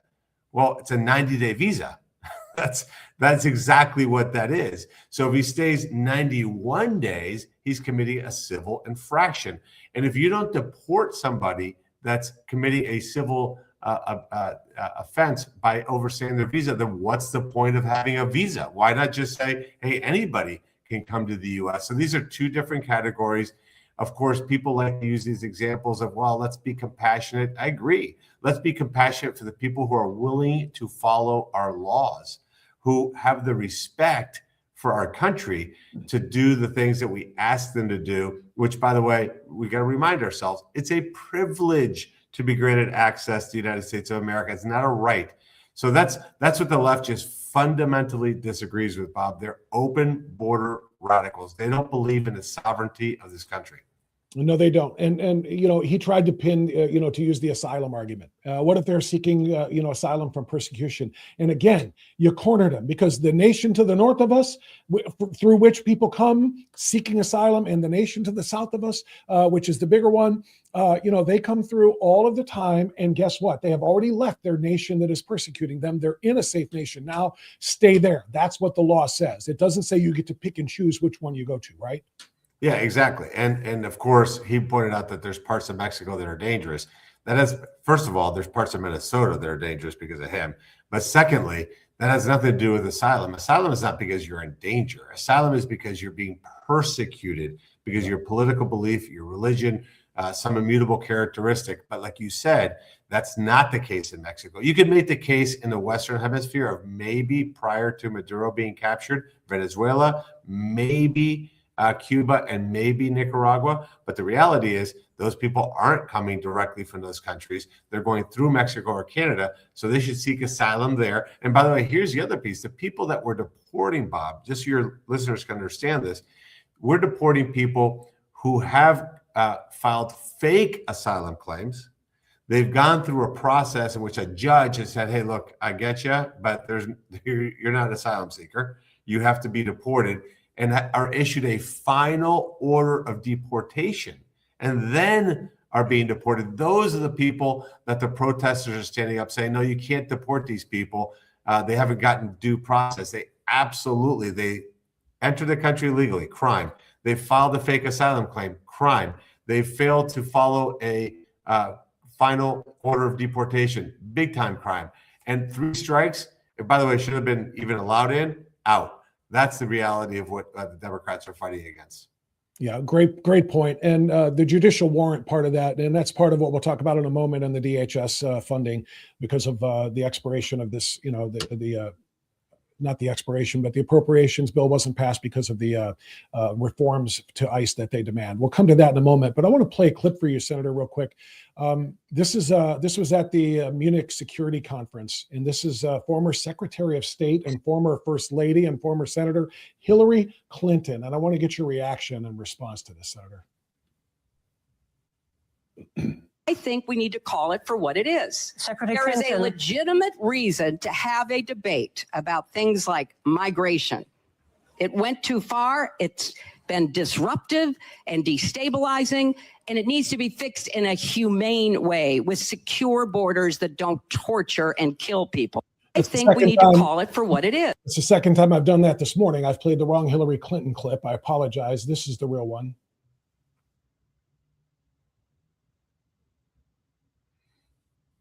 Husband and Barack Obama without killing American citizens and without putting children into detention camps than were in the first Trump term or this first year of Trump's second term.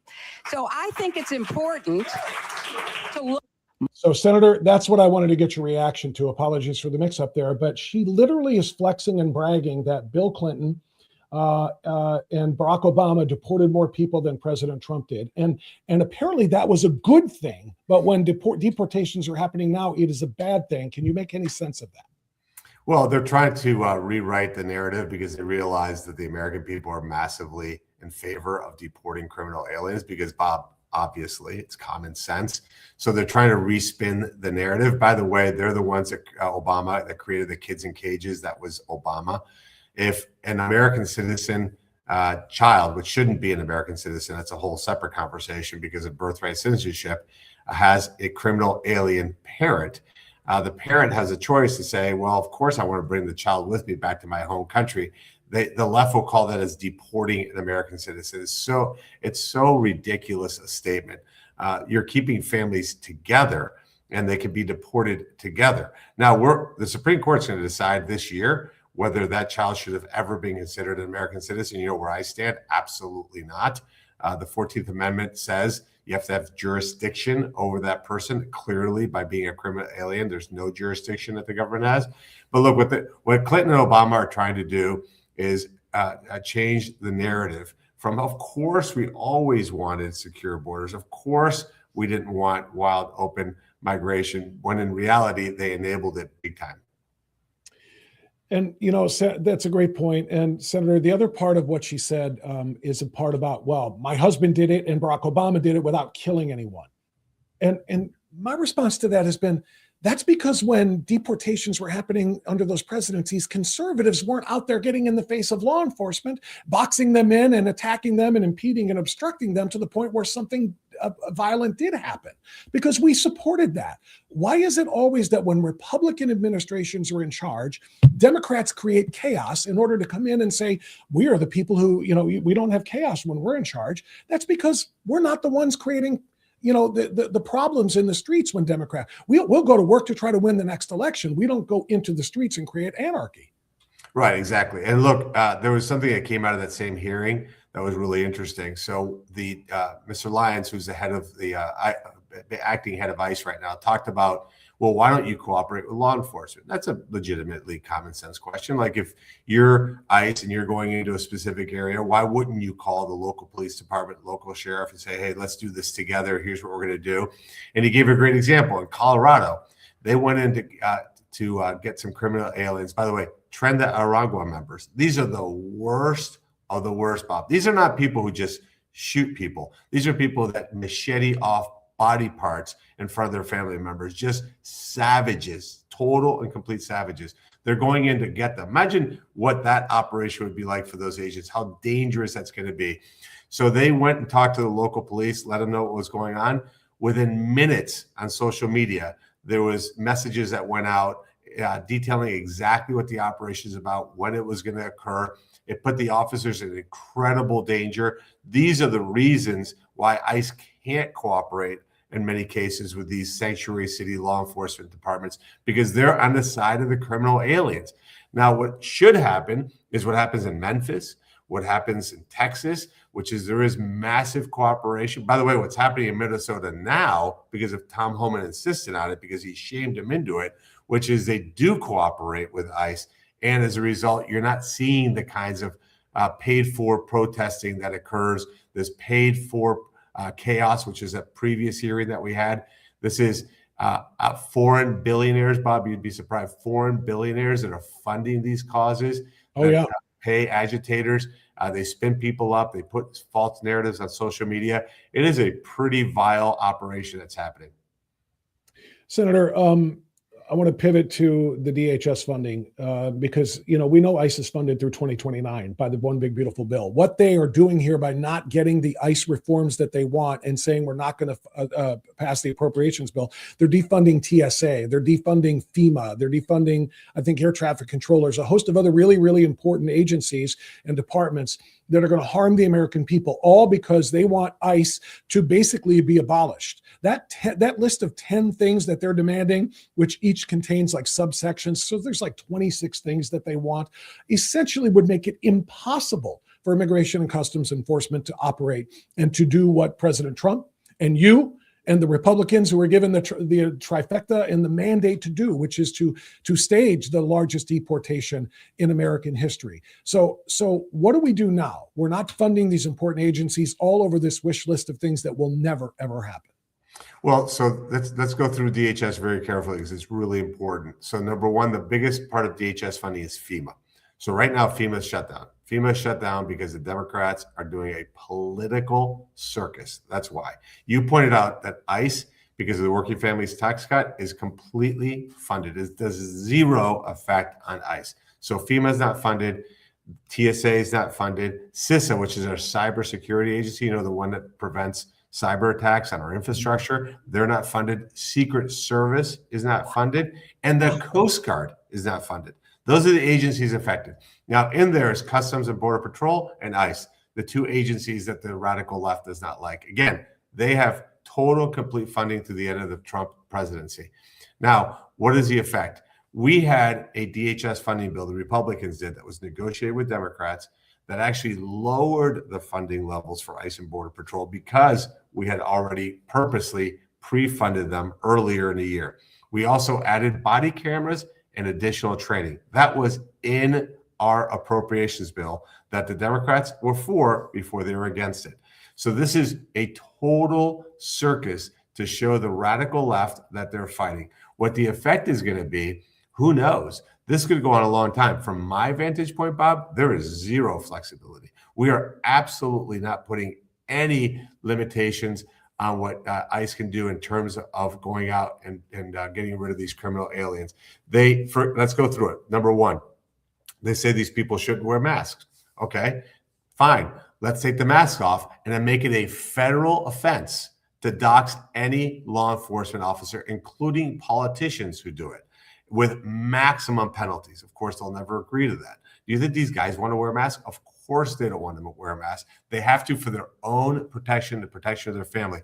As I said in that hearing, Bob, 8,500% increase in death threats towards ICE agents. That is absolutely patently absurd.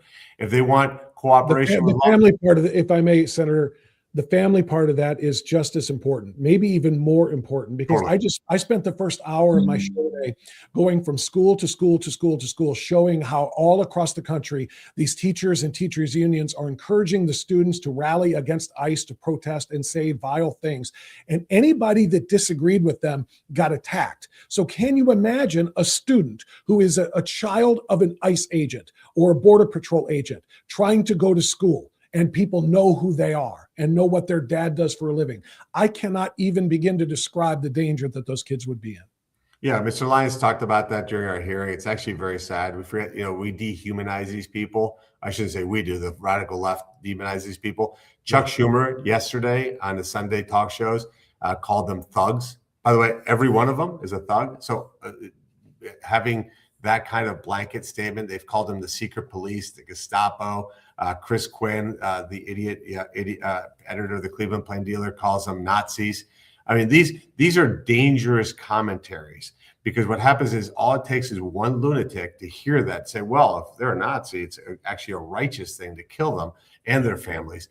And so it's very, very dangerous. That's why these guys can't have their name on there like normal police officers, because you don't hear anymore, by the way, because it was a time not too long ago when these same politicians were disparaging all police officers, but all police officers aren't treated in that way. That's why they can't have that same thing. But we do want body cameras on them. We do want money for training. In terms of the judicial warrants, think about this for a second, Bob. This person comes into the country with a 90-day tourist visa. So that means they're allowed to visit, they can go to Disney World, wherever they want to do. And then 5 years later, they're still in the country. They've taken a job for an American citizen. They're, of course, doing it for a lot less pay. That's part of the gig. It's that employer doesn't have empathy towards that person. They just want to be able to get as close to slave labor as possible. Can you imagine having to go through an entire court process to find one person to deport them out of the country? We would be a million years to get rid of everybody who came into this country illegally. It makes no sense. Well, it does to them, because that's the goal. The goal is de facto amnesty for all. Well, exactly. So they can, of course, count them and eventually give them voting rights. You hear even rational Republicans start saying, well, maybe we should give them a path to stay. No, they broke our laws to get here. This is not going to happen. You totally undermine the legal immigration system the minute you open even the aperture to say, well, maybe. No, they must be deported. Whether they're allowed to come back in later because they self-deported and didn't have any crimes after we thoroughly vet them, that's a maybe. But it's absolutely not a situation where you can let somebody and reward them for breaking the law. This is not the way to begin a relationship with a citizen of this country or even a permanent resident of this country. So look, here's the ultimate irony. I want your viewers and listeners to really hammer the Democrats on this point, Bob. Our DHS funding bill had lower funding levels for ICE and Border Patrol for the reason I said. We had funded them fully for 3 years. They asked for a continuing resolution, which meant for 2 weeks, they actually funded ICE and Border Patrol at a higher level than if they had passed that appropriations bill. So I just don't know if there's going to be a result. Sadly, I'm going to make a very dire prediction. Sadly, what I think is going to happen is there's going to be a natural disaster that occurs in a not too distant future. In the next 2, 3, 4 weeks, it could be a hurricane. It could be another crazy blizzard. And we're not going to have FEMA. There will be no emergency management system there. You're going to see Secret Service agents after being without pay 3 times in a row, by the way, 3 times in a row. You're going to have TSA agents, no paycheck 3 times in a row. Coast Guard, no paycheck 3 times in a row. They just say, you know what? I don't need this job. I'm going to go do something else. And you're going to see a catastrophic failure in our airports and our drug interdiction efforts, our protection services. You can imagine these are people who literally put their life in danger to protect a principle. And by the way, the most grotesque thing, sorry for talking so long here, Bob, the most grotesque thing is that these senators, after shutting down DHS, went on their merry way to the airport, walked right by those TSA agents, not on the way home, on the way to the Munich Security Conference, as you saw with Hillary Clinton, to badmouth the United States of America. It's so grotesque, I can't even stand it. You can talk as long as you want, as long as you're making sense and telling the people what they need to hear. And that's exactly what you're doing. And I appreciate it. And I've got one more for you, Senator. We've talked about it multiple times in the last couple of months and the SAVE Act. And perhaps Mike Lee has once again discussed the standing filibuster or the talking filibuster, making the Democrats actually stand and say out loud why they oppose only citizens get to vote in American elections, and only people who can identify themselves can cast votes in American elections. They're calling it Jim Crow 2.0. Senator, what do we have to do, and will we get it done to pass that SAVE Act? Well, first of all, for the people of Ohio, they need to understand we already have voter ID. I get a lot of messages, why are you taking away my right to vote? I'm like, do you vote in Ohio? And they go, yes. I go, no different in Ohio. You have voter ID. By the way, we saw no drop. Not only do we see no drop in voter turnout, in my election, we saw a record amount of voter turnout with voter ID. People get voter ID. Stop talking about that's nonsense. They also said the exact same thing about Georgia when Georgia passed its laws. In fact, you remember Major League Baseball, that great woke organization, moved the All-Star game out of Atlanta because they couldn't be part of Jim Crow. Guess what? Record voter turnout in Georgia. This is an 80-20 issue. What we want is voter ID in every single solitary state, not much to ask for, and proof of citizenship when you register to vote. Those are two very, very basic items. This is what the bill's ultimately about. Sadly, Bob, and this is the part that breaks my heart here, we only have 50 Republicans that will support this out of 53. We have 0 Democrats committed to it. Fetterman hasn't said no, but he's not yes. So that puts us 10 votes short in order to overcome the filibuster. So that gets us to the standing filibuster. So here's the issue. We could override the filibuster. That's going to be a lot of your viewers ask, well, why don't we just get rid of it? Because again, we don't have the votes. There's at least 4, many more, but at least 4 Republicans that just won't do it. That we could talk about it till we're blue in the face. There's just 4 that will absolutely not do it. So we don't have the votes to overcome the filibuster. So then the question becomes getting rid of the zombie filibuster, doing a standing filibuster. Mm-hmm. What that does in the Senate rules, you're allowed to talk twice in a legislative day. So you can imagine every senator could give 2 speeches. That could take days, weeks, probably even a month. During that process, they could give us all kinds of unlimited amendments that probably would pass because, unfortunately, Bob, we're 2 election cycles away from replacing Republicans that actually aren't Republicans in the United States Senate. It's a terrible thing for me to say as part of that institution, and I'm probably not going to make friends with my colleagues in making that comment, but it's just absolutely true. There's Republicans, I know it because I see it every day, probably 6 or 7 or 8 or 9 that aren't with us, Bob. It takes enormous amount of effort to get them to where we are, even on basic votes. So they would, if Democrats propose an amendment, like for example, reverse the working families tax cut bill, there probably would be enough votes to do that. And that's the danger of doing this kind of process. What we have to do is stay strong. And I know I'm asking a lot here. We have 2 more election cycles, 26 and 28. I promise you, if we can get J.D. Vance elected and we can deliver to him an actual Republican Senate, that's the moment in time when we've transitioned. I notice a huge difference between senators that were elected prior to 18 and senators elected after 18. It's just taking a while to filter out these squishes from the Senate, but we're going to get there. Yeah, God willing, Senator. And I think we both know if we don't win in 26, 28 is going to be a very, very questionable thing because the last 2 years of the Trump presidency are going to be nothing but chaos, as we all know. We talk about all the time, impeachments and investigations and so forth. So it's got to be done now. Can you explain Jim Crow 2.0? I mean, I know the answer. I want everybody to hear you put it in your terms. The bigotry, the insulting nature of what their argument is. I heard Chuck Schumer say that on the Sunday shows yesterday also, talked about how Republicans want to crush voting rights and and they want to implement Jim Crow 2.0 because of black votes. Can you explain that? Sure. I mean, look, you have to prove you're a citizen to register to vote. That means bringing a birth certificate. Is that something that most Americans should be able to do? It's pretty straightforward. And that's to be clear. That's to register to vote, not on voting day. Not on voting day. Not on voting day. One time. They're trying to lie about that. Yeah, you do it one time. You register to vote, and you're done. You proved you're a citizen, and then the day of election, you bring your ID. You have to match who you are. There's a lot of commentary about, well, what happens with women who didn't change their name and they got married, etc. You file a provisional ballot. That gets verified, and your vote goes through, just like it does in Ohio today, by the way.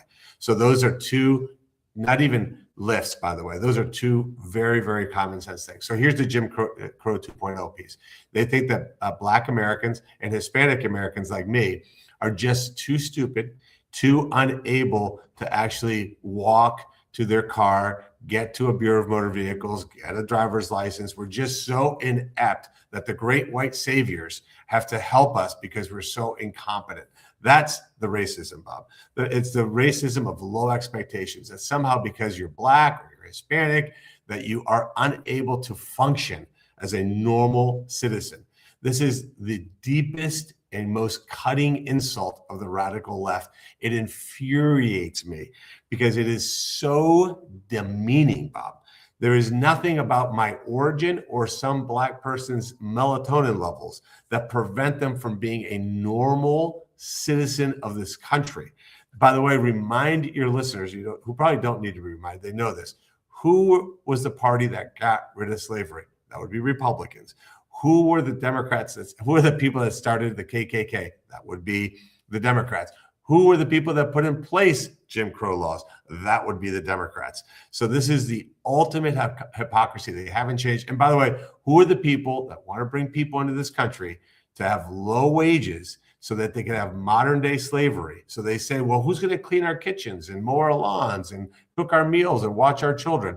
That is so disgustingly racist. They haven't changed, Bob. Maybe they aren't as overt as they used to be, but the left has always been racist and continues to be racist in this country. It's pretty sad. Of course, they accuse others of being what they are themselves.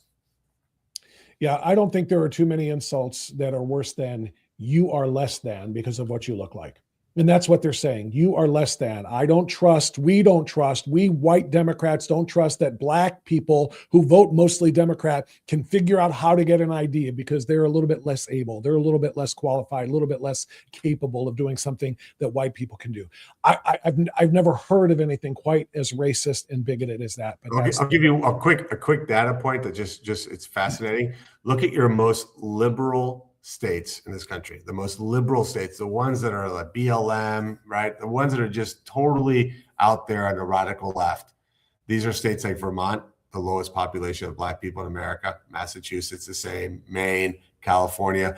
The states that have the lowest levels of minorities are the ones that elect the most white, the most radically left politicians in the United States of America, and then preach to the rest of the country why they should be more like them. It's crazy. Like you go to states like Florida, where you have a huge Hispanic population, a huge Latin American population.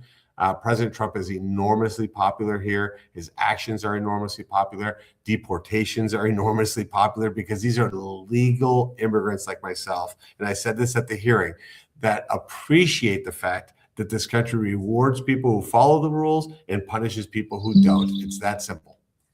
Senator, phenomenal presentation. I appreciate that. By the way, another data point when you were doing stats is I think it's a 72% number. 72% of Blacks want photo ID to be required. So if that were an election, that's 72, and help me with my math here, 28, 72 to 28.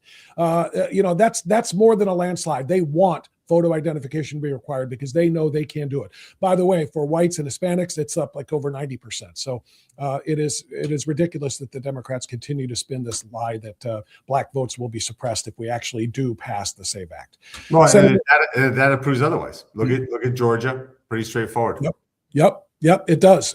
Tremendous statistics you come with every single time we talk. Senator Moreno, thank you for making the time. I appreciate it. As always, keep up the phenomenal work. Let us know if there's anything else we can do for you. Okay, sir? Thanks, Bob. Appreciate you. Thank you. Yep. There you go. Senator Bernie Moreno joining us here on Strictly Speaking as promised.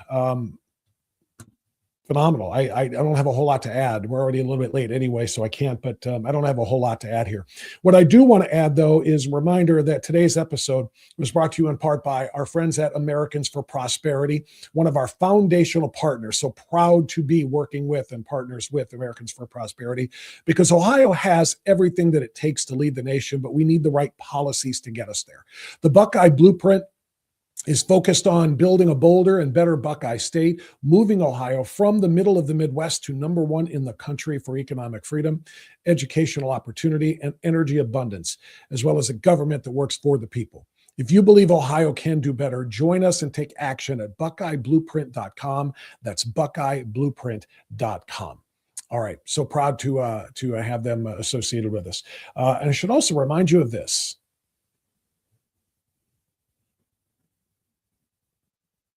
Sorry, I mean this. If you're on Medicare and ever find yourself confused by your coverage, you're not alone. Medicare can be complicated, and the wrong information or no information at all can cost you time, money, and peace of mind. Hey, it's Bob France. For a Medicare professional I know and trust, Mark King. I've known Mark for years, and I've confidently referred Medicare recipients to him time and time again because he puts people first and explains Medicare in plain English. Mark takes the time to help you understand how Medicare works, what coverage you have, and what options might be available based on your needs. There's no pressure, no confusion, and no rushed decisions. Just honest guidance from someone who's been doing this for nearly 40 years and who knows this system inside and out. If you're unsure about your doctors, your prescriptions, or your overall coverage, Mark is the go-to guy you need. Call 440-832-8936 to get an appointment. That's 440-832-8936. And for user-friendly information, visit keepingmedicaresimple.com. I trust Mark King for answers, and you can too. All right, everybody, that is going to do it for today. It was a very, very packed episode, just filled with tons of information with respect to the teachers gone wild and what they're doing to our kids in our schools. It's a brutal situation, and then Senator Moreno is a grand slam every time he talks. There are a lot of people that I like that Ohio has elected over the course of the last few decades at the state level, at the congressional and Senate level as well. There are a lot of good people. I don't know if we've ever made a more important vote than when we drummed Sherrod Brown out of the Senate and replaced him with Bernie Moreno, who is absolutely one of the leading senators in this country just in his second year on the job. It's remarkable. All right, thank you to Senator. Thank you to everybody in the chat. Don't forget Unfiltered Insiders. If you're a member of the locals community that is a paid supporter and thus an Unfiltered Insider, we've got a meeting. You know the location. We're keeping that private just between us, and you know what time. I will see you there tonight as we plan a very, very big event that we're going to have coming up in the near future that I think everybody's going to be very excited about. So I will see you tonight at that planned destination. And everybody else, don't forget, keep the notifications button on, and make sure you change your phone to allow notifications from Rumble so you know what is coming up next and what new content is dropping right here on Strictly Speaking. All right, it was our first day on the new platform. I think it went pretty well. The platform that is through which we stream the show. So I hope there was no problems for anyone. Appreciate you being here. Don't forget to hit that like button, hit that subscribe button, and join us in the locals community. It's very, very important for the future of this show and the mission that we have all undertaken together. Be well, be safe, and stay free. See you next time.